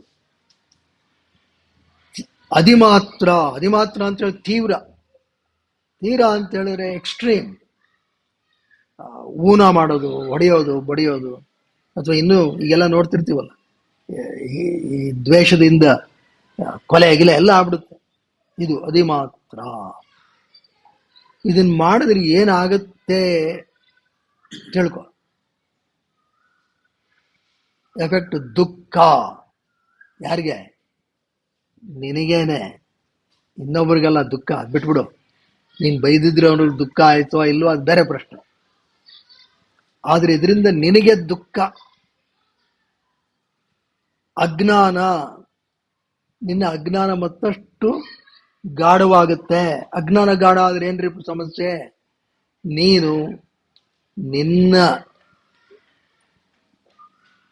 ಸ್ವರೂಪದಿಂದ ದೂರ ಹೋಗ್ತಾ ಇರ್ತೀಯ. You are moving away from your spiritual truth. ಅನಂತ ಫಲ ಅಂತ ಹೇಳಿದ್ರೆ ಎಂಡ್ಲೆಸ್ ಫ್ರೂಟ್ಸ್ ಅಂದ್ರೆ ಏನರ್ಥ? ಏನೋ ಫಲ ಸಿಕ್ಬಿಡುತ್ತೆ ಅಂತ ಅಲ್ಲ. ಪುನರಪಿ ಜನನಂ ಪುನರಪಿ ಮರಣಂ. ಎಂಥದೇ ಫಲ ಇರಲಿ, ಅದು ನೆಗೆಟಿವ್ ಆಗ್ಬೋದು, ಪಾಸಿಟಿವ್ ಆಗ್ಬೋದು, ಪುನರ್ಜನ್ಮ ನಿಶ್ಚಿತ. ಇದು ಅನಂತ ಫಲ, ಹೀಗೆ ಹೋಗ್ತಾನೆ ಇರುತ್ತಪ್ಪ. ಹಾಗಾಗಿ ಈ ಒಂದು ವಿತರ್ಕ ಭಾವನವನ್ನ ನೀನು ಬೆಳೆಸ್ಕೊಳ್ಳೇಬೇಕು. ಬೆಳೆಸ್ಕೊಂಡಾಗ ಮಾತ್ರ ಇದು ನಿನಗೆ ಸಾಧ್ಯ. ಇದನ್ನ ಪತಂಜಲಿಗಳು ಇಲ್ಲಿ ಹೇಳ್ತಾ ಇದ್ದಾರೆ. ಇದು ಬಹಳ ಸ್ಪಷ್ಟವಾಗಿ ನಾವು ತಿಳ್ಕೋಬೇಕು. ಆ ಮೋಸವನ್ನು ಯಾವ ರೀತಿ ಮಾಡ್ತೀವೋ ಎಲ್ಲ ಕಡೆ ನಾವು ಸೂಕ್ಷ್ಮವಾಗಿ ಗಮನಿಸ್ತಾ ಇರಬೇಕು. ಅಂದ್ರೆ ಇದು ನಾವು ಪ್ರಜ್ಞಾಪೂರ್ವಕವಾಗಿ ಜೀವನವನ್ನ ಮಾಡಬೇಕು. ಕಾನ್ಶಿಯಸ್ ಲಿವಿಂಗ್, ಅದಕ್ಕಿದೆ ಸೂತ್ರ. ನಮಗೇನಾದ್ರೂ ಒಂದು ನಕಾರಾತ್ಮಕವಾದ ಆಲೋಚನೆ ಬಂತು, ಯಾರ ಮೇಲೆ ಆಗ್ಬೋದು, ಯಾವ ವಿಷಯದ ಮೇಲೆ ಆಗ್ಬೋದು, ತಕ್ಷಣವೇ ಅದಕ್ಕೆ ಪ್ರತಿಬಂಧಕವಾದಂತಹ ಪ್ರತಿಪಕ್ಷ ಭಾವನೆಯನ್ನ ಬೆಳೆಸ್ಕೋಬೇಕು. ಅದಕ್ಕೋಸ್ಕರನೇ ನಾವು ಕೆಲವು ಅಧ್ಯಯನಗಳನ್ನ ಮಾಡಬೇಕು. ನಾವು ಆಗಾಗ್ಗೆ ನಮ್ಮ ಮನಸ್ಸನ್ನು ನೋಡ್ತಾ ಇರಬೇಕು. ನೋಡ್ತಾ ಇದ್ರೆ ಆಗ ಇದು ಸಾಧ್ಯ ಆಗುತ್ತೆ. ಇಲ್ಲ ಅಂತ ಹೇಳಿದ್ರೆ ನಮ್ಮ ಒಂದು ಕರ್ಮದ ಒಂದು ಸಂಚಿತ ಕರ್ಮ ಅದು ಜಾಸ್ತಿ ಆಗ್ತಾನೇ ಹೋಗುತ್ತೆ. ಯಾವಾಗ ನಾವು ಈ ಲೋಭ, ಕಾಮ, ಕ್ರೋಧ ಇವುಗಳಿಗೆ ಒಳಗಾಗ್ತೀವೋ, ಭಗವದ್ಗೀತೆಯಲ್ಲೂ ಅದನ್ನೇ ಕೃಷ್ಣ ಹೇಳ್ತಾನೆ, ತ್ರಿವಿಧಂ ನರಕಸ್ಯೇದಂ ದ್ವಾರಂ ನಾಶನಮಾತ್ಮನಃ ಕಾಮ ಕ್ರೋಧ ತಥಾ ಲೋಭ ತಮೇತತ್ರಯಂ ತ್ಯಜೇತ್. ಈ ಮೂರನ್ನು ತಸ್ಮಾತ್ ಏತತ್ರಯಂ ತ್ಯಜೇತ್. ಈ ಮೂರನ್ನು ಹಾಗಾಗಿ ನೀನು ಬಿಡಬೇಕು. ಅದನ್ನು ನಾವು ಗಮನಿಸಬೇಕು. ಅದಕ್ಕೆ ಕೆಲವು ವೇಳೆ ಒಂದು ಒಳ್ಳೆ ಉದಾಹರಣೆ ಯಾವ ಸಿಕ್ತು ಅಂತ ಹೇಳಿದ್ರೆ, ಒಂದು ಫೋರ್ಡ್ ಕಂಪ್ನಿಯವರು. ಫೋರ್ಡ್ ಯಾವುದಕ್ಕೆ ಫೇಮಸ್ ಆಗಿದ್ರು, it is infamous even today for one reason. Ford ಕಂಪ್ನಿಯವರು 1971ರಲ್ಲಿ ಒಂದು ವೆಹಿಕಲ್ ಬಿಟ್ಟರು, ಟಿಂಟೋ ಅಂತ ಮಾಡಲ್. ಅದು ರೇರ್ ಇಂಜಿನ್, ಹಿಂದ್ಗಡೆ ಇಂಜಿನ್. ಅದೇನಾಯಿತು, ಈ ಕಾರುಗಳ ಮಾರಾಟದಲ್ಲಿ ಇರತಕ್ಕಂತಹ ಸ್ಪರ್ಧೆ ತುಂಬ ಆಗ್ಬಿಟ್ಟಾಗ ಏನಾಗ್ಬಿಡುತ್ತೆ, ಕೂಲಂಕುಷವಾಗಿ ಅದನ್ನ ಪರಿಶೀಲಿಸದೆ ಏನು ಮಾಡ್ತಾರೆ, ಬಿಡುಗಡೆ ಮಾಡಿಬಿಡ್ತಾರೆ. ಇವರು ಹಂಗೇನೆ ಸುಮಾರು ಒಂದು 50 ತಿಂಗಳು ತಗೋಬೇಕಾಗಿದ್ದವರು 25 ತಿಂಗಳಲ್ಲೇ ಎಲ್ಲ ಮಾಡಿ ಮಾರ್ಕೆಟಿಗೆ ಬಿಡ್ಬಿಟ್ರು. ಹಿಂದ್ಗಡೆ ಇಂಜಿನ್. ಇವ್ರಿಗೆ ಗೊತ್ತಿತ್ತು ಇದು ಸ್ವಲ್ಪ ಅಪಾಯಕಾರಿ ಅಂತ ಗೊತ್ತಿತ್ತು. ಯಾಕೆ ಅಪಾಯಕಾರಿ ಅಂತ ಹೇಳಿದ್ರೆ, ಹಿಂದ್ಗಡೆ ಇಂಜಿದ್ದು ಸರಿಯಾದಂಥ ರಕ್ಷಣೆ ಇಲ್ಲ, ಮತ್ತೆ ಆ ಪೆಟ್ರೋಲು ಡೀಸೆಲ್ ಹಾಕ್ತಾರಲ್ಲ ಅದೂ ಅದು ಭದ್ರವಾಗಿಲ್ಲ. ಅದು ಇಂಜಿನ್ ಹತ್ರನೇ ಇರೋದ್ರಿಂದ ಹೊಡೆದ್ರೆ ಅದು ಕಿತ್ಕೊಂಡ್ಬಂದ್ಬಿಡೋದು, ಬಾಗಿಲು ಜಾಮ್ ಆಗ್ಬಿಡೋದು. ಹಿಂದ್ಗಡೆ ಇಂಜಿನ್ ಇರೋದ್ರಿಂದ ಹಿಂದ್ಗಡೆ ಯಾರು ಡಿಕ್ಕಿ ಹೊಡೆದ್ರೆ ಬೆಂಕಿ ಹತ್ಕೊಂಡ್ಬಿಡೋದು ಪೆಟ್ರೋಲ್. ಇದರಿಂದ ಕೆಲವು ಅಪಘಾತಗಳು ಆಯ್ತು. ಇವ್ರಿಗೆ ಗೊತ್ತಿದ್ದಾಗ ಇವರೇನು ಲೆಕ್ಕ ಮಾಡಿದ್ರು, ಈಗ ನಾವು ಎಷ್ಟೋ ವೆಹಿಕಲ್ಸ್ ಮಾರ್ಬಿಟ್ಟಿದ್ದೀವಿ, ಇವುಗಳನ್ನೆಲ್ಲ ವಾಪಸ್ ತಗೊಂಡು ಇದಕ್ಕೆ ಸೂಕ್ತ ರಕ್ಷಣಾ ವ್ಯವಸ್ಥೆಯನ್ನು ಮಾಡಿ ಮತ್ತೆ ಅವ್ರಿಗೆ ವಾಪಸ್ ಕೊಡಬೇಕಾದ್ರೆ ಸುಮಾರು $137 ಮಿಲಿಯನ್ ಖರ್ಚಾಗುತ್ತೆ. ಅದ್ರ ಬದಲು ಅದೆಷ್ಟು ಜನ ಸಾಯ್ತಾರೋ ಸಾಯ್ಲಿ, ಅದು ಲೆಕ್ಕ ಹಾಕಿದ್ದಾರೆ. It's all available. ಅವ್ರು ಲೆಕ್ಕ ಹಾಕಿದ್ರು, ಇದು ಯಾರು ಸುಮಾರು ಒಂದು 180 ಜನ ಸಾಯ್ತಾರೆ ಅವ್ರ ಲೆಕ್ಕ. ಆಮೇಲೆ ಸುಮಾರು 180 ಜನಕ್ಕೆ ಗಾಯ ಆಗುತ್ತೆ. ಆಮೇಲೆ ಸುಮಾರು ಒಂದು 2,000 ಗಾಡಿಗಳಿಗೆ ತೊಂದರೆ ಆಗುತ್ತೆ. ಇದನ್ನೆಲ್ಲ ಲೆಕ್ಕ ಹಾಕಿದ್ರೆ ಸುಮಾರು ಅವರಿಗೆ ಕಾಂಪನ್ಸೇಷನ್ ಕೊಟ್ಟರು ಒಂದು $50 ಮಿಲಿಯನ್ ಅಲ್ಲಿ ಆಗೋಗುತ್ತೆ. ಹಾಗಾಗಿ ನಾವು ಅವನ್ನ ವಾಪಸ್ ತಗೊಳ್ಳೋದು ಬೇಡ, ಸಾಯೋರು ಸಾಯಲಿ ಅಂತ. ನೋಡಿ, ಇದೆ ಹಿಂಸೆ. ನೋಡಿ ಎಷ್ಟು ಸೂಕ್ಷ್ಮವಾಗುತ್ತೆ, ಅಟ್ ಹೈಯರ್ ಲೆವೆಲ್. ಇದಾಯ್ತು. ಮತ್ತೆ ಇದನ್ನ ಮೀಡಿಯಾದವರು ಇದನ್ನ ಬೆಳಕಿಗೆ ತಂದ್ರು. ಮತ್ತೆ ಅಲ್ಲಿ ಬೇಕಾದಷ್ಟು ಪತ್ರಿಕೆಗಳಲ್ಲಿ, ಟೆಲಿವಿಷನ್ಗಳಲ್ಲಿ ಸಾಕಷ್ಟು ಗಲಾಟೆ ಆಯಿತು. ಮತ್ತೆ ಒಬ್ಬ ವ್ಯಕ್ತಿ ಬಲವಾಗಿ ಹೋರಾಡ್ದ. ಯಾಕಂದ್ರೆ ಅವನ ಕಾರಲ್ಲಿ ಹೋಗ್ತಿರ್ಬೇಕಾದ್ರೆ ಪಿಂಟೋ ಕಾರು ದಗ್ಗನೆ ಹೊತ್ತು ಉರಿದು ಡ್ರೈವರ್ ಒಬ್ಬ ಸತ್ತೋಗ್ತಾನೆ. ಪ್ಯಾಸೆಂಜರ್ ರಿಚರ್ಡ್ ಗ್ರೆನ್ಶಾ, ಅವನಿಗೆ ಘಾಸಿ ಆಗುತ್ತೆ. ಅವನು ಕೇಸ್ ಹಾಕ್ತಾನೆ. ಮೊದಲು $125 ಮಿಲಿಯನ್ ಕೋರ್ಟ್ನವ್ರು ಹೇಳಿದ್ರೆ ಇವನು ಕೊಡಬೇಕು ಅಂತ. ಆಮೇಲೆ ಇವರೆಲ್ಲ ಹೋರಾಡಿ ಮಾಡಿ $3.5 ಮಿಲಿಯನ್ ಇಳಿಸಿ ಆಗ ಅವರು ಎಚ್ಚೆತ್ತುಕೊಂಡು ಇದ್ದ ಗಾಡಿನೆಲ್ಲ ವಾಪಸ್ ತರಿಸಿ ಅದಕ್ಕೆ ಪುನರ್ ವ್ಯವಸ್ಥೆಯನ್ನು ಮಾಡಿ ಬಿಡುಗಡೆ ಮಾಡಿದ್ರು. ಇದು ಒಂಥರ classical example of unethical business practice. ಇದು ಅಂದರೆ ಈ ಥರದ್ದು ಅನೇಕ ವೇಳೆ ನಾವುಗಳು ಮಾಡ್ತಾ ಇರ್ತೀವಿ, ಅನೇಕ ಹೋಟೆಲ್ಗಳಲ್ಲಿ ನಡೀತಾ ಇರುತ್ತೆ ಅಲ್ವೇ? ನಾವು ಗೊತ್ತಿಲ್ಲ, ಒಂದು ಊಹೆ. ಕೆಲವು ಕಡೆನಾದ್ರು ನಡೆಯುತ್ತೆ. ಇವತ್ತು ಮಿಕ್ಕೋಗಿದ್ರೆ ಏನಾದ್ರು ಹಂಗೆ ಬಿಡ್ತಾರೆ ಅಂತ ಖಾತ್ರಿ ಇಲ್ಲ. ಕೆಲವು ವೇಳೆ ಏನು ಪರವಾಗಿಲ್ಲ ಏನು ಅಂತ ಹಾಕ್ಬೋದು. ಅದರಿಂದ ಅನೇಕ ವೇಳೆ ತೊಂದರೆ ಆಗುತ್ತೆ. ಮತ್ತು ನಮ್ಮ ವ್ಯವಸ್ಥೆಯಲ್ಲಿ ಬೇಕಾಷ್ಟು ನೋಡ್ತೀವಿ. ಇದು ಗೊತ್ತಿರುತ್ತೆ. ನಾವು ಮಾರಾಟ ಮಾಡ್ತಾ ಇರೋ ಅಕ್ಕಿ ಚೆನ್ನಾಗಿಲ್ಲ, ಸ್ಪಷ್ಟ ನೋಡಿದ್ರೆ ಗೊತ್ತಾಗುತ್ತೆ. ಆದರೂ ಏನು ಚೀಪಾಗಿ ಕೊಡ್ತಿದ್ದೀವಿ, ಹೋಗ್ಲಿ ಯಾರೋ ತಿಂತಾರೆ. ಸರ್ಕಾರಿ ಮಕ್ಕಳು ಯಾರೋ ಕಾಲೇಜಲ್ಲೋ ಸ್ಕೂಲಲ್ಲೋ ತಿಂತಾರೆ. ನಮಗೇನು ಈ ಭಾವನೆ. ಮತ್ತೆ ನೀವು ಎಚ್ಚರ ಕೊಡ್ತಾರೆ, ನೋಡಪ್ಪ ಇದು ನಿನಗೆ ಅರಿವಿದ್ದು ಮಾಡ್ತೀಯೋ ಅರಿವಿಲ್ಲದೆ ಮಾಡ್ತೀಯೋ ಇದು ಕಾಡುತ್ತೆ. ಇದ್ರ ಅರ್ಥ ಏನಪ್ಪ ಅಂತ ಹೇಳಿದ್ರೆ, ಈ ಯಮ ಅಂತ ಹೇಳಿದ್ರೆ ಏನೇನು? ಅಹಿಂಸಾ, ಸತ್ಯ, ಅಸ್ಥೇಯ, ಬ್ರಹ್ಮಚರ್ಯ, ಅಪರಿಗ್ರಹ, ಇವುಗಳನ್ನು ಪಾಲಿಸ್ತಕ್ಕಂಥದ್ದು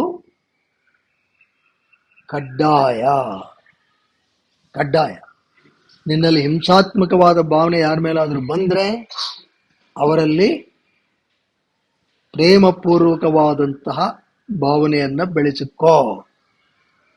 ಹಿಂಸಾತ್ಮಕ ಭಾವನೆ ಕ್ರಮೇಣ ತಗ್ಗುತ್ತೆ ಇತ್ಯಾದಿ.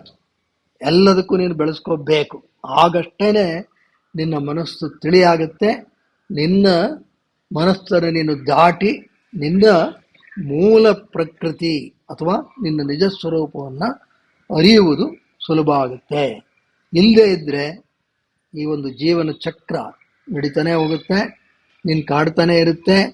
ನೀನು ಒಂದನ್ನು ತಿಳ್ಕೋಬೇಕು, ಮನುಷ್ಯನಾಗಿ ಬಂದಿದೆಯಾ, ಈ ಒಂದು ವಿಚಾರ ಮಾಡುವ ಶಕ್ತಿ ಈ ಜನ್ಮಕ್ಕೆ ಮಾತ್ರ, ಮಾನವ ಜನ್ಮಕ್ಕೆ.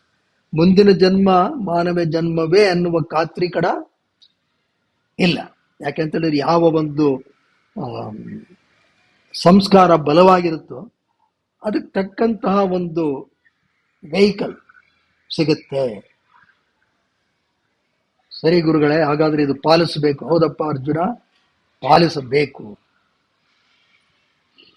ಅಹಿಂಸೆ, ಸತ್ಯ, ಅಸ್ಥೇಯ, ಬ್ರಹ್ಮಚರ್ಯ, ಅಪರಿಗ್ರಹ ಪಾಲಿಸ್ಬೇಕಪ್ಪ.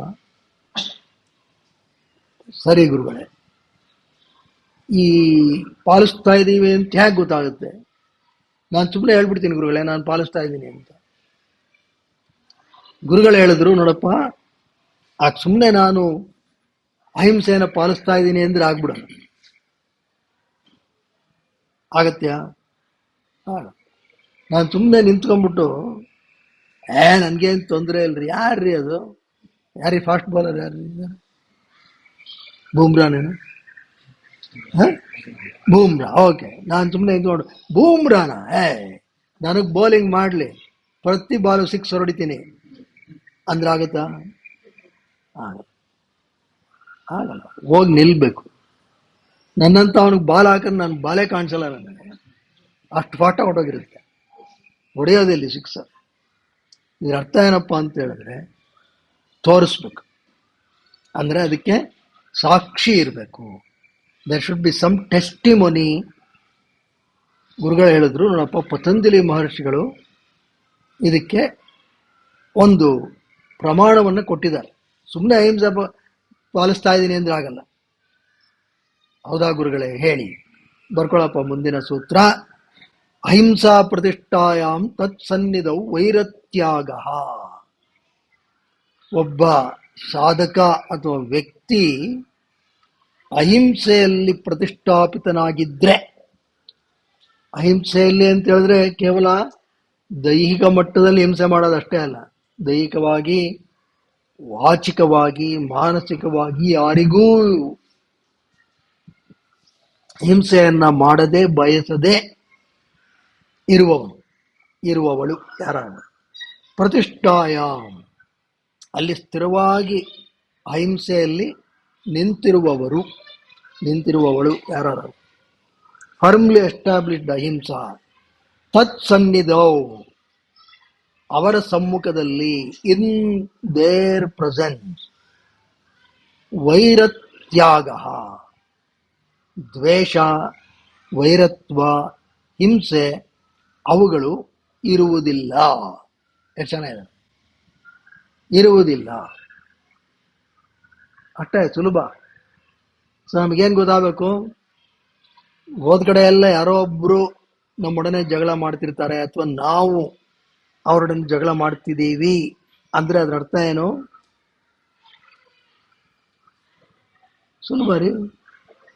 ಅಹಿಂಸೆಯಲ್ಲಿ ನಾವು ದೃಢವಾಗಿಲ್ಲ, ಅಷ್ಟೇ ತಿಳ್ಕೋಬೇಕು. ಯಾರು ನಮ್ಮೊಡನೆ ಕಾಲ್ ಕರ್ಕೊಂಡು ಜಗಳ ಆಡಕ್ಕೆ ಸಾಧ್ಯ ಇಲ್ಲ. ಆ ಮಟ್ಟಕ್ಕೆ ಬಂದ್ರೆ ಆವಾಗ ನಾವು ಕ್ರಮೇಣ ಅಹಿಂಸೆಯಲ್ಲಿ ದೃಢತೆಯನ್ನು ಗಳಿಸ್ಕೊತಾ ಇದ್ದೀವಿ ಅಂತ ಅದರ ಅರ್ಥ. ಇದರ ಇನ್ನೊಂದು ಅರ್ಥ ಏನಪ್ಪಾ ಅಂತ ಹೇಳಿದ್ರೆ, ನಾವು ಅಹಿಂಸೆಯನ್ನ ಪಾಲಿಸ್ತಾ ಇದ್ರೆ ಅದೊಂದು ರೀತಿ ತರಂಗಗಳು ಮನಸ್ಸಿನಲ್ಲಿ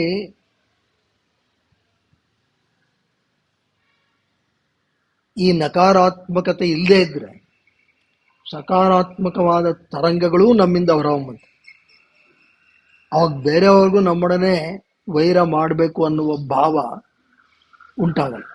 ನೀವು ನಮ್ಮ ಪ್ರಯತ್ನ ಏನು ಮಾಡ್ಬೇಕಾಗಿಲ್ಲ, ಏನು ಪ್ರಯತ್ನನೂ ಮಾಡ್ಬೇಕು. ಸುಮ್ಮನೆ ಇಲ್ಲಿ ಯಾವುದೋ ಒಂದು ಕಸ್ತೂರಿ ಇಟ್ಟರೆ ಅದರ ವಾಸನೆ, ಅದೇನಾದ್ರು ಕಸ್ತೂರಿ ಏನಾದ್ರು ತಳ್ಬೇಕಾ, ವಾಸನೆ ತಗೊಳ್ಳಿ ಅಂತ ಹೆಂಗಾಗುತ್ತೆ? ಅದರಷ್ಟಕ್ಕದು ಸುವಾಸನೆಯಿಂದ ಇರುತ್ತೆ. ಅಂತೆಯೇ ನಮ್ಮ ಮನಸ್ಸಿನ ತರಂಗಗಳು ಹಾಗೆ ಚಲಿಸ್ತಾ ಇರುತ್ತೆ. ಅಂಥ ಕಡೆ ಏನು ಜಗಳಗಳಿರಲ್ಲ, ಅವ್ರ ಹತ್ರ ಜಗಳ ಮಾಡೋಕ್ಕೆ ಸಾಧ್ಯ ಇಲ್ಲ. ಯಾಕೆಂತಂದ್ರೆ ಆ ಮನಸ್ಸು ಆ ಮಟ್ಟಕ್ಕೆ ಹೋಗಿರುತ್ತೆ. ಅದಕ್ಕೆ ನೀನು ಈ ಒಂದು ಹಿಂಸೆಯಿಂದ ಮುಕ್ತನ ಆಗಬೇಕಾದ್ರೆ ಪ್ರತಿಪಕ್ಷ ಭಾವನೆ ಏನು, ಲವ್ ಅಂಡ್ ಕಂಪ್ಯಾಷನ್ ಬೆಳೆಸ್ಕೊ.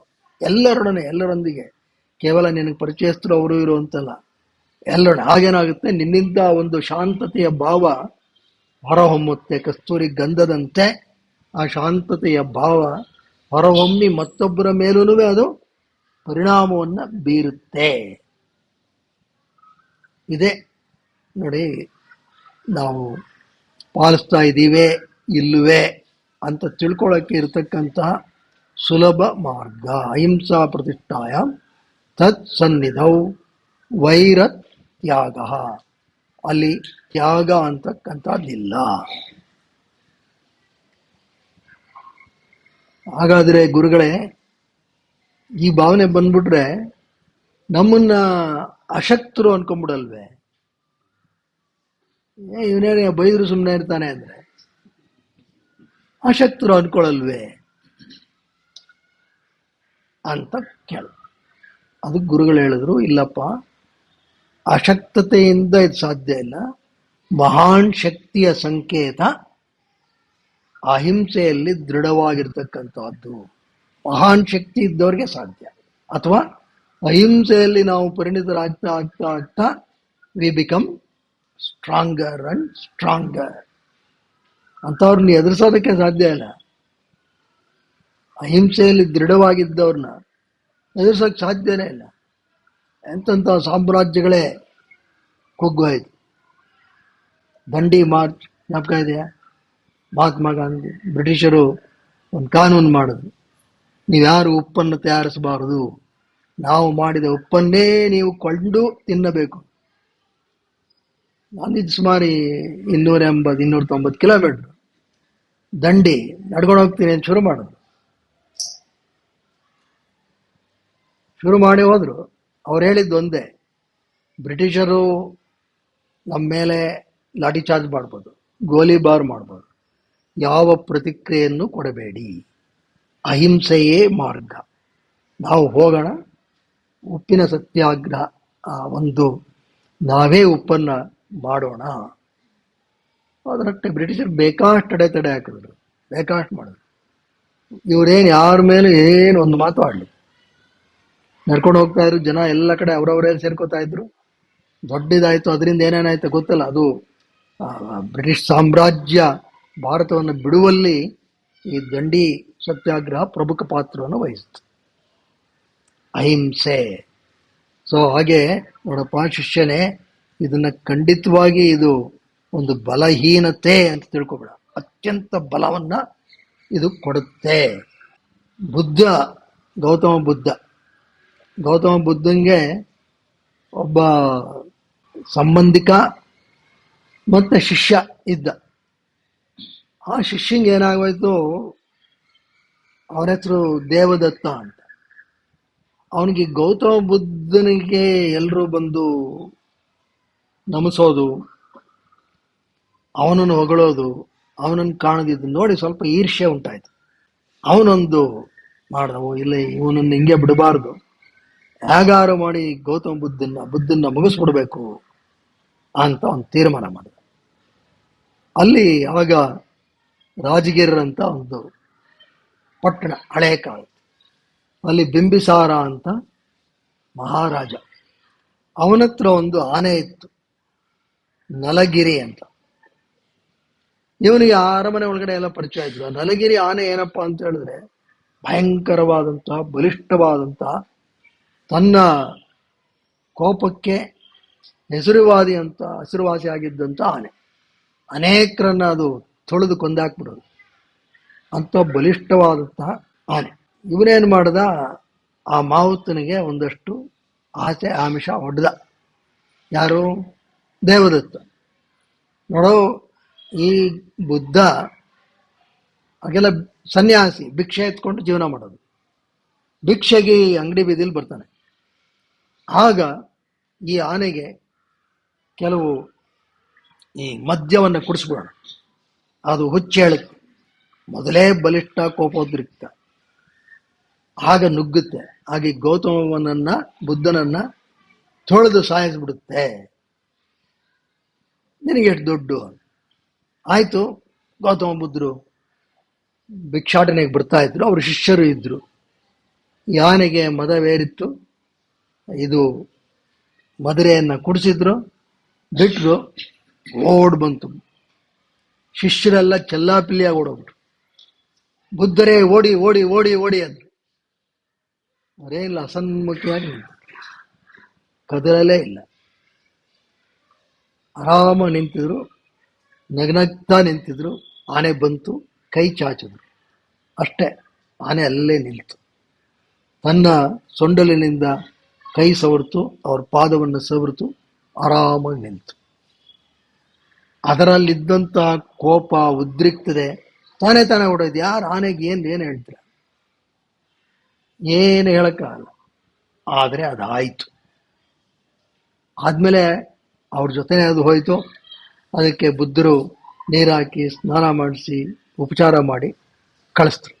ಆನೆಗೆ ತನ್ನ ಬಲವನ್ನೇ ಹೇಗೆ ಬಳಸ್ಕೋಬೇಕು, ಸದ್ಬಳಕೆ ಮಾಡ್ಕೋಬೇಕು ಅಂತ ತೋರಿಸಿದ್ರು. ಆಗ ಎಲ್ಲರೂ ನೋಡಿದವರು, ಅಲ್ಲಿದ್ದಂಥ ಮಾವುತರು ಎಲ್ಲ ನೋಡಿ, ಏನು ಗೌತಮರ ಬಲ ಏನು, ಬುದ್ಧರ ಬಲ ಏನು ಅಂಥೇಳಿ ಅವರ ಶರಣಾಗತರಾಗಿ ಅವರ ಶಿಷ್ಯರಾದರು. ಇವನು ಆಮೇಲೆ ಅವರ ಶಿಷ್ಯರಾದರು ಅಂತ. ಮತ್ತೆ ಅಂದರೆ ಆ ಒಂದು ಅಹಿಂಸೆಯಲ್ಲಿ ಪ್ರತಿಷ್ಠಾಪಿತರಾಗಿರೋದು ಅಂತ ಹೇಳಿದ್ರೆ ಅದು ಆ ಮಟ್ಟಕ್ಕೆ ಬರಬೇಕು. ಬಂದಾಗ ಆ ಒಂದು ವೈರತ್ಯಾಗ, ಯಾವುದೇ ಆದ್ರೂ ಆ ವೈರತ್ವ ಅಂತಕ್ಕಂಥದ್ದು ಹೊಟ್ಟೋಗ್ಬಿಡುತ್ತೆ. ಮತ್ತೆ ಇನ್ನೊಂದು ನಾವು ನೋಡ್ಬೇಕಾಗಿರ್ತಕ್ಕಂಥದ್ದು ಅಂತ ಹೇಳಿದ್ರೆ, ಇಲ್ಲಿ ಒಬ್ಬ ಝೆನ್ ಮಾಂಕ್ ಒಂದು ಮಾತು ಹೇಳ್ತಾನೆ. When another person makes you suffer, it is because he suffers deeply within himself and his suffering is spilling over. He does not need punishment, he needs help. ಈಗ ದುಡ್ಡು ವಿಪರೀತ ಖರ್ಚು ಮಾಡೋದು ಯಾರು? ವಿಪರೀತ ಇದ್ದವ್ರು. ಈಗ ನಮಗೇನೋ ಒಂದಷ್ಟು ಎಲ್ಲರೂ ಕರ್ಕೊಂಡೋಗಿ ಊಟ ತಿಂಡಿ ಕೊಡಿಸ್ತಾನೆ, ಯಥೇಚ್ಛವಾಗಿ ನಾವು ತಿಂದಷ್ಟು ಕೊಡಿಸ್ತಾನೆ ಅಂದರೆ ಅವನಿಗೆ ದುಡ್ಡು ಜಾಸ್ತಿ ಇದೆ, ನಮ್ಮ ಮೇಲೂ ಚೆಲ್ತಾನೆ. ಹಾಗೇನೆ ಕೆಲವು ನಕಾರಾತ್ಮಕವಾದ ಪದಪ್ರಯೋಗ ಮಾಡ್ತಕ್ಕಂಥವನು, ಹಿಂಸಾತ್ಮಕವಾಗಿ ಮಾತಾಡ್ತಕ್ಕಂಥವನು ಅಂದ್ರೆ ಏನರ್ಥ?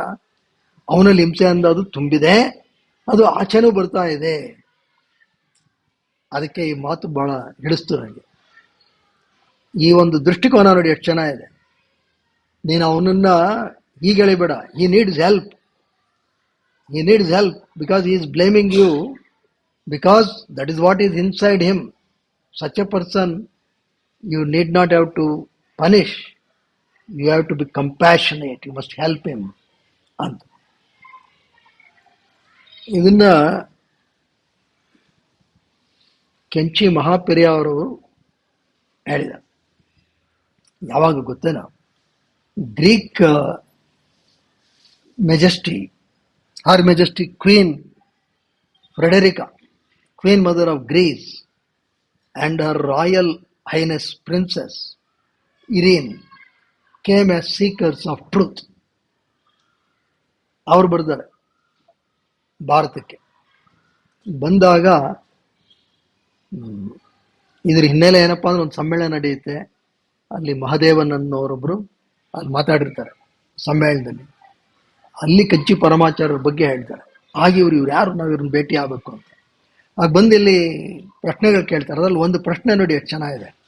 ಇದು ನಾವು ಇದನ್ನೇ ಹೇಳ್ತೀವಿ, ನಾನು ಅಹಿಂಸಾವಾದಿ, ಆದ್ರೆ ಏನ್ ಮಾಡೋದು, ನನ್ನ ಸುತ್ತಲೂ ಜನ ನನ್ನ ಬಿಡಲ್ಲ, ಹಾಗಾಗಿ ಅದ್ರ ಮೇಲೆ ನಾನು ಭಾಳ ಒಳ್ಳೆಯವನು, ನಮ್ಮ ಸುತ್ತಲೂ ಇರೋರೆಲ್ಲ ಕೆಟ್ಟವರು, ಇದೊಂದು ವಾದ ಇರುತ್ತೆ.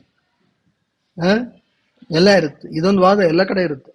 ಮನೆಯಲ್ಲಿ ಮಕ್ಕಳು ಫೇಲ್ ಆಗ್ಬಿಟ್ರು ಇದೇನೆ, ನಮ್ಮ ಹುಡುಗ ಸಿಕ್ಕಾಬಿಡೆ ಬುದ್ಧಿವಂತ, ಏನು ಮಾಡೋದು, ಫ್ರೆಂಡ್ಸು ಸರಿ ಇಲ್ಲ, ಫ್ರೆಂಡ್ಸ್ ಸರಿ ಇಲ್ಲದೆ ಇರೋಕ್ಕೆ ಮಾರ್ಕ್ಸ್ ಬರೋದಕ್ಕೆ ಸಂಬಂಧ ಇಲ್ಲ.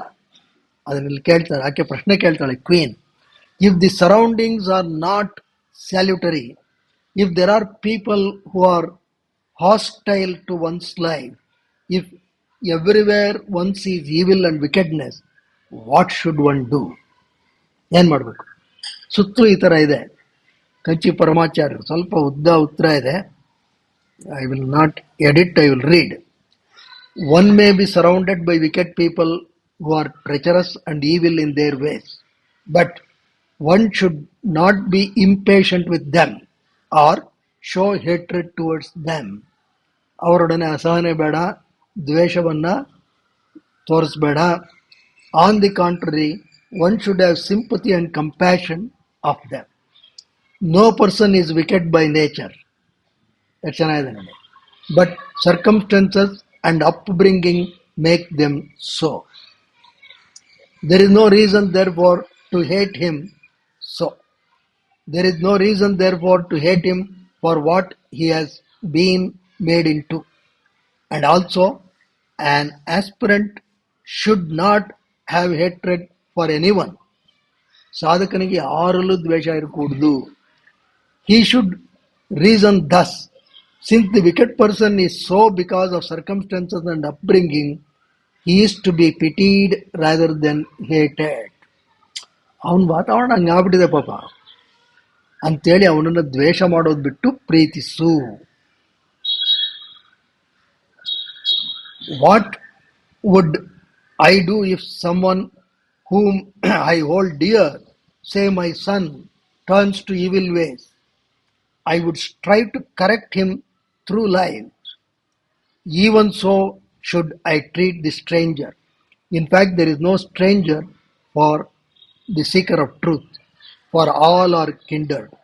What would be my plight if I had been born and bred in those evil circumstances? ನಾನು ಹಂಗಾತನಾಗ್ಬಿಟ್ಟಿದ್ರೆ ಏನಾಗಿರೋದು? I too would have been behaving in a wicked way. So let me see the same self in the wicked man. Let me not hate him. ಇದು ಯಾವುದೇ ಕಾರಣಕ್ಕೂ ನೋಡಪ್ಪ ದ್ವೇಷ ಮಾಡಬೇಡ. ಭಗವದ್ಗೀತೆಯಲ್ಲೂ ಕೃಷ್ಣ ಅನೇಕ ಕಡೆ ಅಹಿಂಸೆಯನ್ನ ಹೇಳ್ತಾನೆ, ಬೇಕಾದ ಕಡೆ ಹೇಳ್ತಾನೆ ಅಹಿಂಸೆ ಬಗ್ಗೆ. ಅದನ್ನು ನಾವು ಗಮನಿಸಬೇಕು.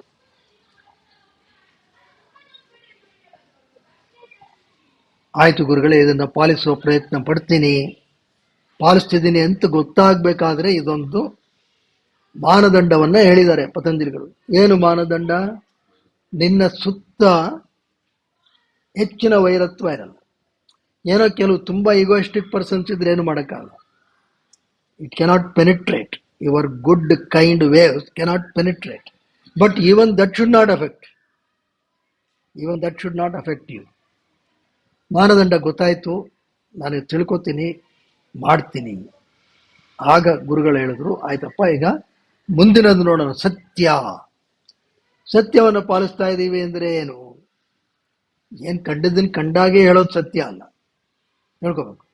ಅದರಲ್ಲಿ ನಾವು ಮತ್ತೊಬ್ಬರ ಮನಸ್ಸಿಗೆ ಬೇಸರ ಆಗತ್ಯೇ ಇಲ್ವೇ, ಇದು ಧರ್ಮಕ್ಕೆ ಅನುವಾಗಿರುತ್ತೆಯೇ ಇಲ್ವೇ, ಇದನ್ನೆಲ್ಲ ಗಮನಿಸಿ ಹೇಳ್ಬೇಕು.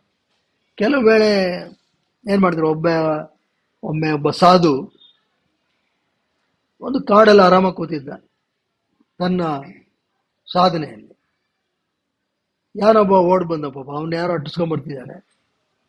ಒಬ್ಬ ದಾರಿ ಹೋಗ ಕಾಡಲ್ಲಿ ಬಂದು ಸಾಧುಗಳೇ ಅಂದ. ಏನಪ್ಪ, ನಾನು ಯಾರೋ ಅಟ್ಟಿಸ್ಕೊಂಡ್ಬರ್ತಾ ಇದ್ದಾರೆ, ಇಲ್ಲಿ ನೀವು ಹೆಂಗಿದ್ರು ಬಂಡೆ ಮೇಲೆ ಕೂತಿದ್ರೆ ಹಿಂದ್ಗಡೆ ಅವಸ್ಕೊಂಡ್ಬಿಡ್ತೀನಿ ಅದು. ಆಗ ಅಲ್ಲಿ ನೋಡಿದ್ರೆ ಕಳ್ಳರು ಅಟ್ಟಿಸ್ಕೊಂಡ್ಬರ್ತಾ ಇದ್ದಾರೆ, ಅವ್ರು ಬಂದರು. ಈಗ ನೋಡಿ, ಇವ್ರು ದ್ವಂದ್ವಕ್ಕೆ ಸಿಗಾಕೊಂಡ್ರು. ಈ ಕಳ್ಳರು ಬಂದು ಕೇಳ್ತಾರೆ, ಬಂದ ಯಾರೋ ದಾರಿ ಹೋಗ, ಏನು ಉತ್ತರ ಕೊಡ್ತೀರಾ? ಅಕಸ್ಮಾತ್ ಇವ್ರು ನಿಜ ಹೇಳ್ಬಿಟ್ರು ಅಂತ ಇಟ್ಕೊಳ್ಳಿ, ಬಂದ ನೋಡಿಪ್ಪ ಇಲ್ಲೇ ಇದ್ದಾನೆ, ಏನಾಯ್ತು ಅವಾಗ? ಅದು ಸತ್ಯ ನಿಜ. ಆದ್ರೆ ಅದರಿಂದ ಒಳಿತಾ ಇದ್ದ? ಒಳಿತಾ ಆಗ್ಲಿಲ್ಲ ಅಲ್ಲ, ಒಳಿತಾ ಆಗ್ಲಿಲ್ಲ. ಅವನನ್ನು ಹಿಂಸೆ ಮಾಡ್ತಾರೆ, ಅವನಿಗೆ ತೊಂದರೆ ಕೊಡ್ತಾರೆ. ಆದರೆ ಏನು ಮಾಡೋದು? ಸತ್ಯ ಹೇಳಬೇಕು. ಆಗ ಇವನೇನು ಮಾಡ್ದ, ಬಂಡೆಯಲ್ಲಿ ಇಲ್ಲಿ ಕೂತಿದ್ನಲ್ಲ, ಸ್ವಲ್ಪ ಆ ಕಡೆ ಜರಿಗೆ ಅಲ್ಲಿ ಕೂತ. ಅಷ್ಟೊತ್ತಿಗೆ ಅವ್ರು ಬಂದರು. ಯಾರ ದಾರಿ ಹೋಗಕ್ಕೆ ನೋಡಿದ್ರ, ನಾನು ಇಲ್ಲಿ ಕೂತ ಮೇಲೆ ಯಾರು ಬಂದಿಲ್ಲ ಅಷ್ಟೇ. ಅಂದ್ರೆ ಕೆಲವು ವೇಳೆ ಏನು ಮಾಡೋಕ್ಕಾಗಲ್ಲ, ಕೆಲವು ಪಾಲಿಸ್ಬೇಕಾಗುತ್ತೆ. ಹಾಗಾಗಿ ಅಂದ್ರೆ ಇದ್ರ ಅರ್ಥ ಏನಪ್ಪಾ ಅಂತೇಳಿ, ನಾನು ಸತ್ಯವನ್ನು ಕಂಡಾಗೆ ಹೇಳ್ತೀನಿ ಅಂತೇಳಿ ಇನ್ನೊಬ್ಬರಿಗೆ ಮನಸ್ಸಿಗೆ ಅಥವಾ ದೈಹಿಕವಾಗಿಯೋ ಮಾನಸಿಕವಾಗಿಯೋ ಬೇಸರ ಆಗದಂತೆ ಎಚ್ಚರ ವಹಿಸ್ತಕ್ಕಂಥದ್ದು ಅಗತ್ಯ. ನೋಡಪ್ಪ ಅರ್ಜುನ, ಬರ್ಕೋ. ಸತ್ಯ ಪ್ರತಿಷ್ಠಾಯಾಂ ಕ್ರಿಯಾಫಲಾಶ್ರಯತ್ವಂ.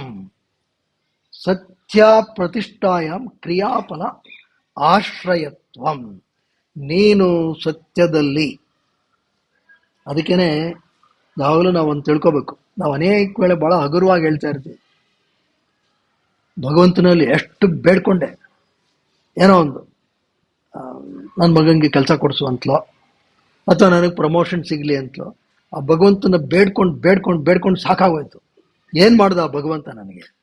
ನನಗೆ ಪ್ರಮೋಷನ್ ಕೊಡಿಸ್ಲೇ ಇಲ್ಲ ಕೊನೆಗೂ ಅವನು ಅಂತ ಹೇಳಬೇಡಿ. ಯಾಕೆ ಅಂದರೆ ಈ ಸೂತ್ರ ಓದಿದ್ರೆ ಗೊತ್ತಾಗ್ಬಿಡುತ್ತೆ. ಈ ಥರ ಎಲ್ಲ ಹೇಳ್ಕೊಳಕ್ಕೆ ಹೋಗಬಾರ್ದು. Don't quote your failures. Why ಅಂತ ಹೇಳಿದ್ರೆ ಈ ಸೂತ್ರ ಓದಿ. ಸತ್ಯ ಪ್ರತಿಷ್ಠಾಯ, ಸತ್ಯದಲ್ಲಿ ಪ್ರತಿಷ್ಠಾಪಿಸಲ್ಪಟ್ಟಿದ್ದರೆ ಕ್ರಿಯಾ ಫಲ. ಕ್ರಿಯಾ ಅಂತೇಳಿ ನೀನು ಮಾಡುವ ಕೆಲಸಕ್ಕೆ ಫಲ. ಆಶ್ರಯತ್ವಂ, ಏನು ಫಲ ಸಿಗಬೇಕು ಅದು ಸಿಕ್ಕೇ ಸಿಗುತ್ತೆ, ಅನುಮಾನವೇ ಇಲ್ಲ.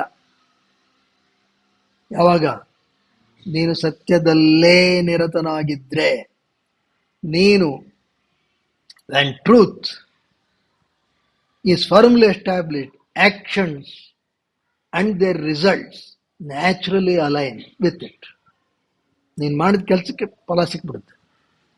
ನೀನು ಏನು ಹೇಳ್ತೀಯಾ, ನಾನು ಸಿಕ್ಕಾಪಟ್ಟೆ ಹಾರ್ಡ್ ವರ್ಕಿಂಗ್ ಸಖತ್ತಾಗಿ ಕೆಲಸ ಮಾಡಿದ್ದೀನಿ, ದೇವ್ರನಿಗೆಲ್ಲ ಬೇಡ್ಕೊಂಡಿದ್ದೀನಿ, ಆದ್ರೂ ಪ್ರಮೋಷನ್ ಸಿಕ್ಲಿಲ್ಲ ಅಂತ ಹೇಳಿದ್ರೆ ಅದ್ರ ಅರ್ಥ ಏನಾಯ್ತು? ಅರ್ಥ ಏನ್ರಿ ಆಯ್ತು? ವರ್ಕ್ ಮಾಡಿಲ್ಲ ಅಲ್ಲ, you are not established in truth ಅಂತ ಆಗೋಯ್ತು. ನೀನು ಸತ್ಯದಲ್ಲಿ ಸ್ಥಾಪಿಸಲ್ಪಟ್ಟಿಲ್ಲ ಅಂತ ಆಗೋಯ್ತು. ಅದಕ್ಕೆ ಈ ರೀತಿ ಹೇಳ್ಕೋಬಾರ್ದು. ಸಿಕ್ಲಿಲ್ಲ, ಅಯ್ಯೋ ಸಿಕ್ಲಿಲ್ಲ ಬೇಡಪ್ಪ ಅಂತ.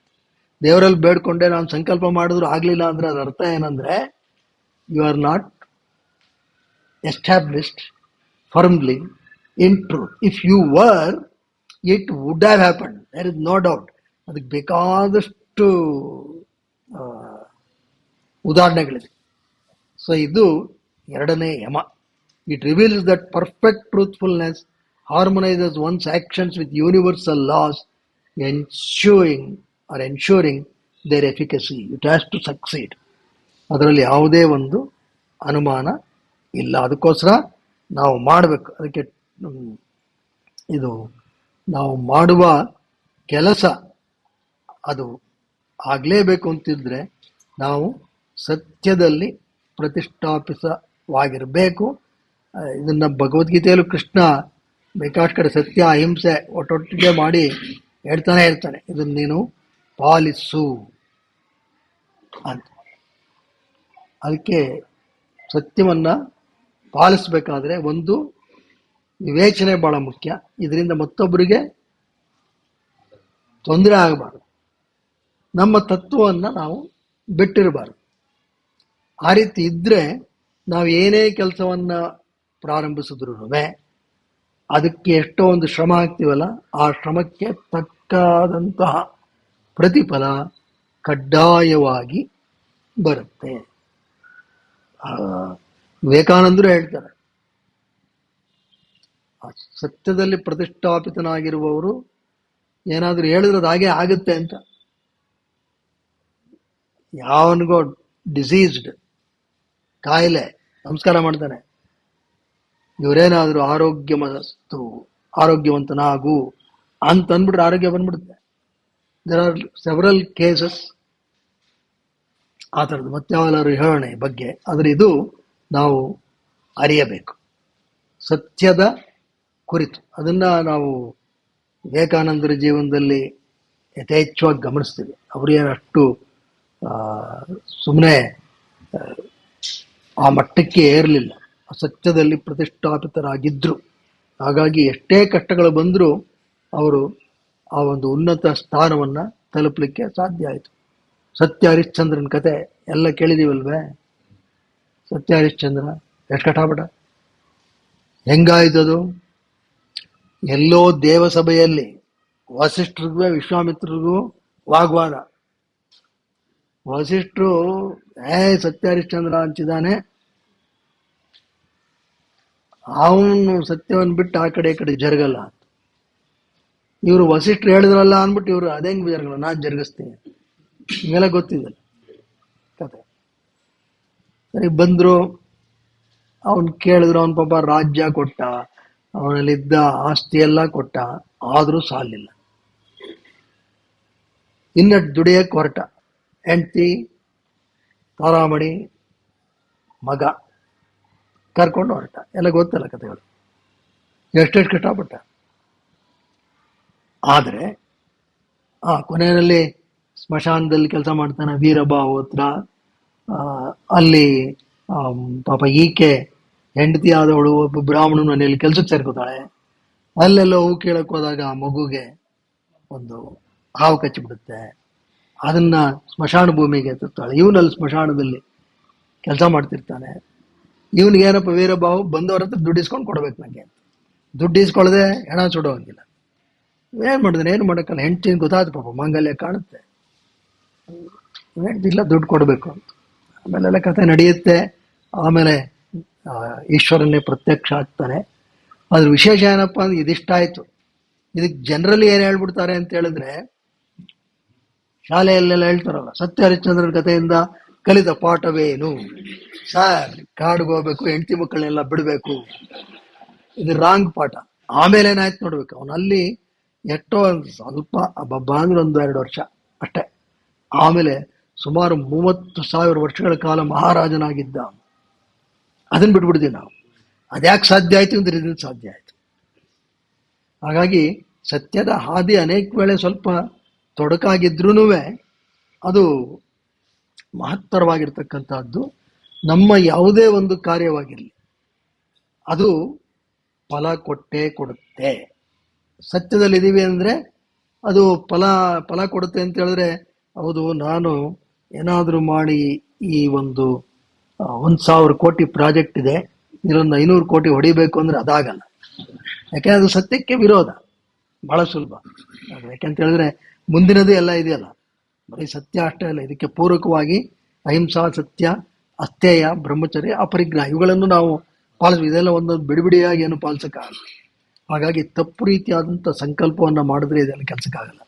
ಇದನ್ನು ನಾವು ಒಟ್ಟಾರೆಯಾಗಿ ಪರಿಪೂರ್ಣವಾಗಿ ಗಮನಿಸಬೇಕು. ಅದಕ್ಕೇನೆ ಇದನ್ನ ಪತಂಜಲಿಗಳು ಮೊದಲೇ ಹೇಳಿದಿಲ್ಲ, ಸಾರ್ವಭೌಮ ಮಹಾವ್ರತಂ. ಇಟ್ಸ್ ಎ ಯೂನಿವರ್ಸಲ್ ವ್ರತ, ಯೂನಿವರ್ಸಲ್ ಲಾ.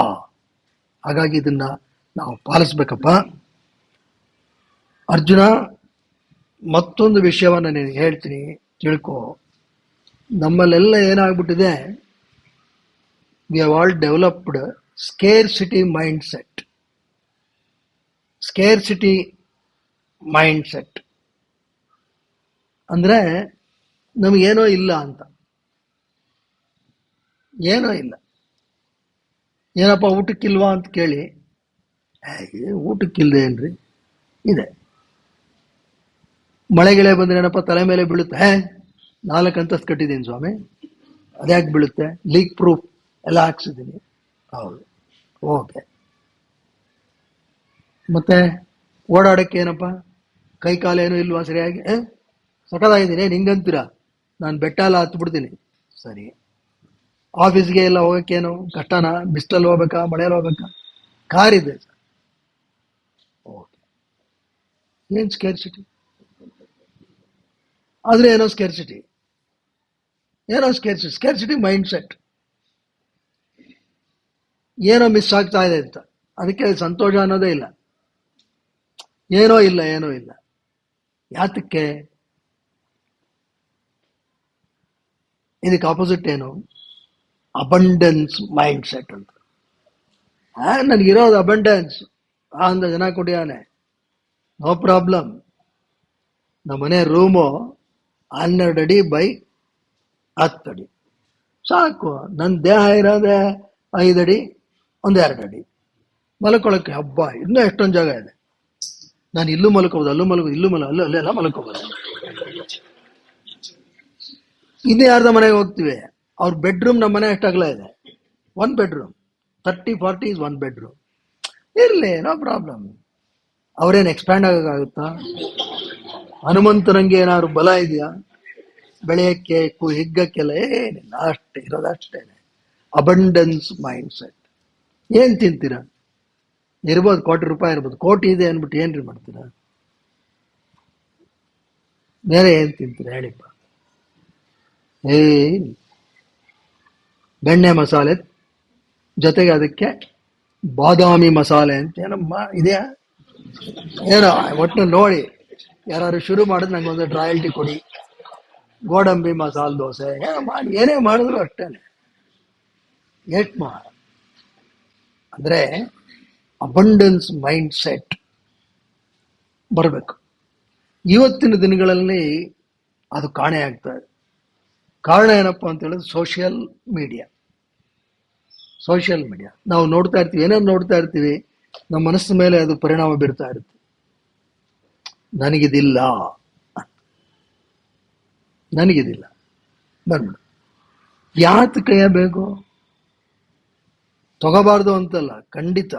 ಯಾರು 8 ಅಂತಸ್ತಿನ ಮನೆ ಕಟ್ಟಿದ್ರೆ ಕಟ್ಟಿ ನಮ್ಮನ್ನು ಗೃಹ ಪ್ರವೇಶಕ್ಕೆ ಕರೀರಿ, ಬರ್ತೀವಿ, ಒಳ್ಳೆ ಊಟ ಹಾಕ್ಸಿ, ತೊಂದರೆ ಇಲ್ಲ. ಆದ್ರೆ be contented. Not that you should not buy some good car, ಅದೆಲ್ಲ ಏನು ಉದ್ದೇಶ ಅದಲ್ಲ. ಸರಿಯಾದ ರೀತಿಯಲ್ಲಿ ಆದಾಯ ಇದ್ರೆ ಸರಿಯಾಗಿ ವಿನಿಯೋಗಿಸಿ, ನೋ ಪ್ರಾಬ್ಲಮ್. ಬೆಂಜಲ್ಲೇ ಓಡಾಡಿ, ನಾವು ಹೆಚ್ಚಿಗೆ ಅದರಲ್ಲೆಲ್ಲ ಕೂತಿಲ್ಲ, ನಮ್ಮನ್ನು ಕೂರಿಸ್ಕೊಳ್ಳಿ, ನಾವು ಒಂದು ರೌಂಡ್ ಬರ್ತೀವಿ, ನೋ ಪ್ರಾಬ್ಲಮ್.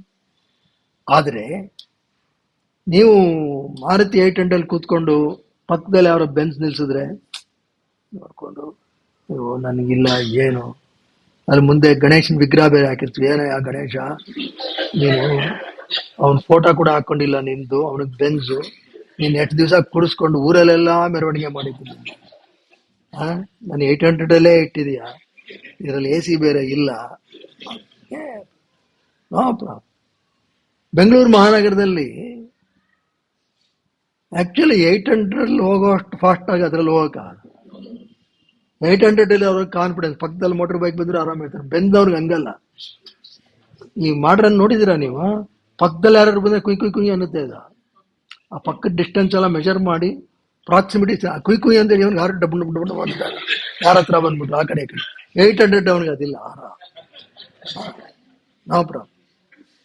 ಅಲ್ಲ, ಇದು ಬೆಂಚ್ ತಗೋಬಾರ್ದು ಅಂತಲ್ಲ, ಆದ್ರೆ ಹೇಳಿದೆ ಏನು, we have developed the scarcity mind set, especially at all levels. Scarcity mind set, that is the problem. Arjuna ಅಂದ, ಗುರುಗಳೇ ನಿಜ, ಇದು ಪ್ರಾಯಶಃ ನೀವು ಮುಂದಿನ ಸೂತ್ರಕ್ಕೆ ಮುನ್ನುಡಿಯಾಗಿ ಹೇಳ್ತಿದ್ದೀರಾ ಅನ್ಕೋತೀನಿ ಅಂತ. ಹೌದು ಕಡೆಯ, ನೀನು ಸರಿಯಾಗಿ ಗ್ರಹಿಸಿದೆ. ಹೇಳಿ ಗುರುಗಳೇ ಮುಂದಿನ ಸೂತ್ರ. ಪತ್ನಿಗಳು ಹೇಳಿದ್ರು, ಅಸ್ತೇಯ ಪ್ರತಿಷ್ಠಾಯಂ ಸರ್ವ ರತ್ನೋಪ ಉಪಸ್ಥಾನಂ. ಅಸ್ತೇಯ. ಅರ್ಜುನ ಅಂದ, ಓ ಏನು ಗುರುಗಳೇ ಇದು? ಅದು ಗುರುಗಳಂದ್ರು, ನೋಡಪ್ಪ, ಸದ್ಯಕ್ಕೆ ಅಹಿಂಸೆ, ಸತ್ಯ, ಇದೆರಡರ ಬಗ್ಗೆ ಇನ್ನು ಮುಂದಿನ ತಿಂಗಳ ತನಕ ನಿನ್ನ ಮನಸ್ಸಿನಲ್ಲಿ ಗ್ರಹಿಸು, ಮನನ ಮಾಡು, ಎಲ್ಲೆಲ್ಲಿ ತಪ್ತಾ ಇದೆಯಾ ನೋಡು. ತಪ್ಪಿ ಸಾಧ್ಯವಾದಷ್ಟು ಈ ಹಿಂಸಾತ್ಮಕವಾದಂತಹ, ಅಸತ್ಯಾತ್ಮಕವಾದಂತಹ ಭಾವನೆಗಳನ್ನು ಮೀರುವ ಪ್ರಯತ್ನ ಮಾಡು. ಮುಂದಿನ ತಿಂಗಳು ಬಾ, ಇದನ್ನ ನಾವು ಮುಂದುವರಿಸೋಣ ಅಂತ ಹೇಳಿದ್ರು. ನಂತರ ಭೇಟಿಯಾಗೋಣ. ಓ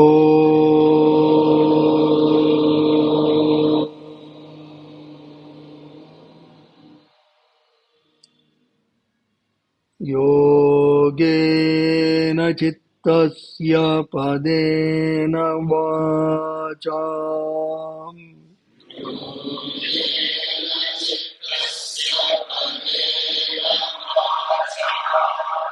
ಮಲಂ ಶರೀರಸ್ಯ ಚ ವೈದ್ಯಕೇನ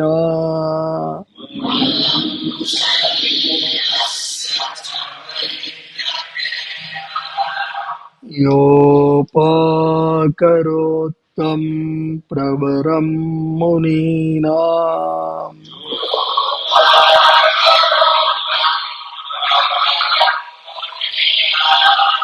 ಪತಂಜಲಿಂ ಪ್ರಾಂಜಲಿರಾನತೋಸ್ಮಿ.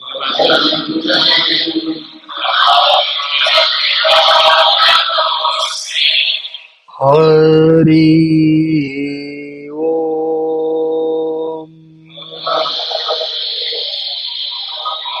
ಶ್ರೀಕೃಷ್ಣಾರ್ಪಣಮಸ್ತು. ಶ್ರೀ ಗುರುಭ್ಯೋ ನಮಃ. ಶುಭಮಸ್ತು.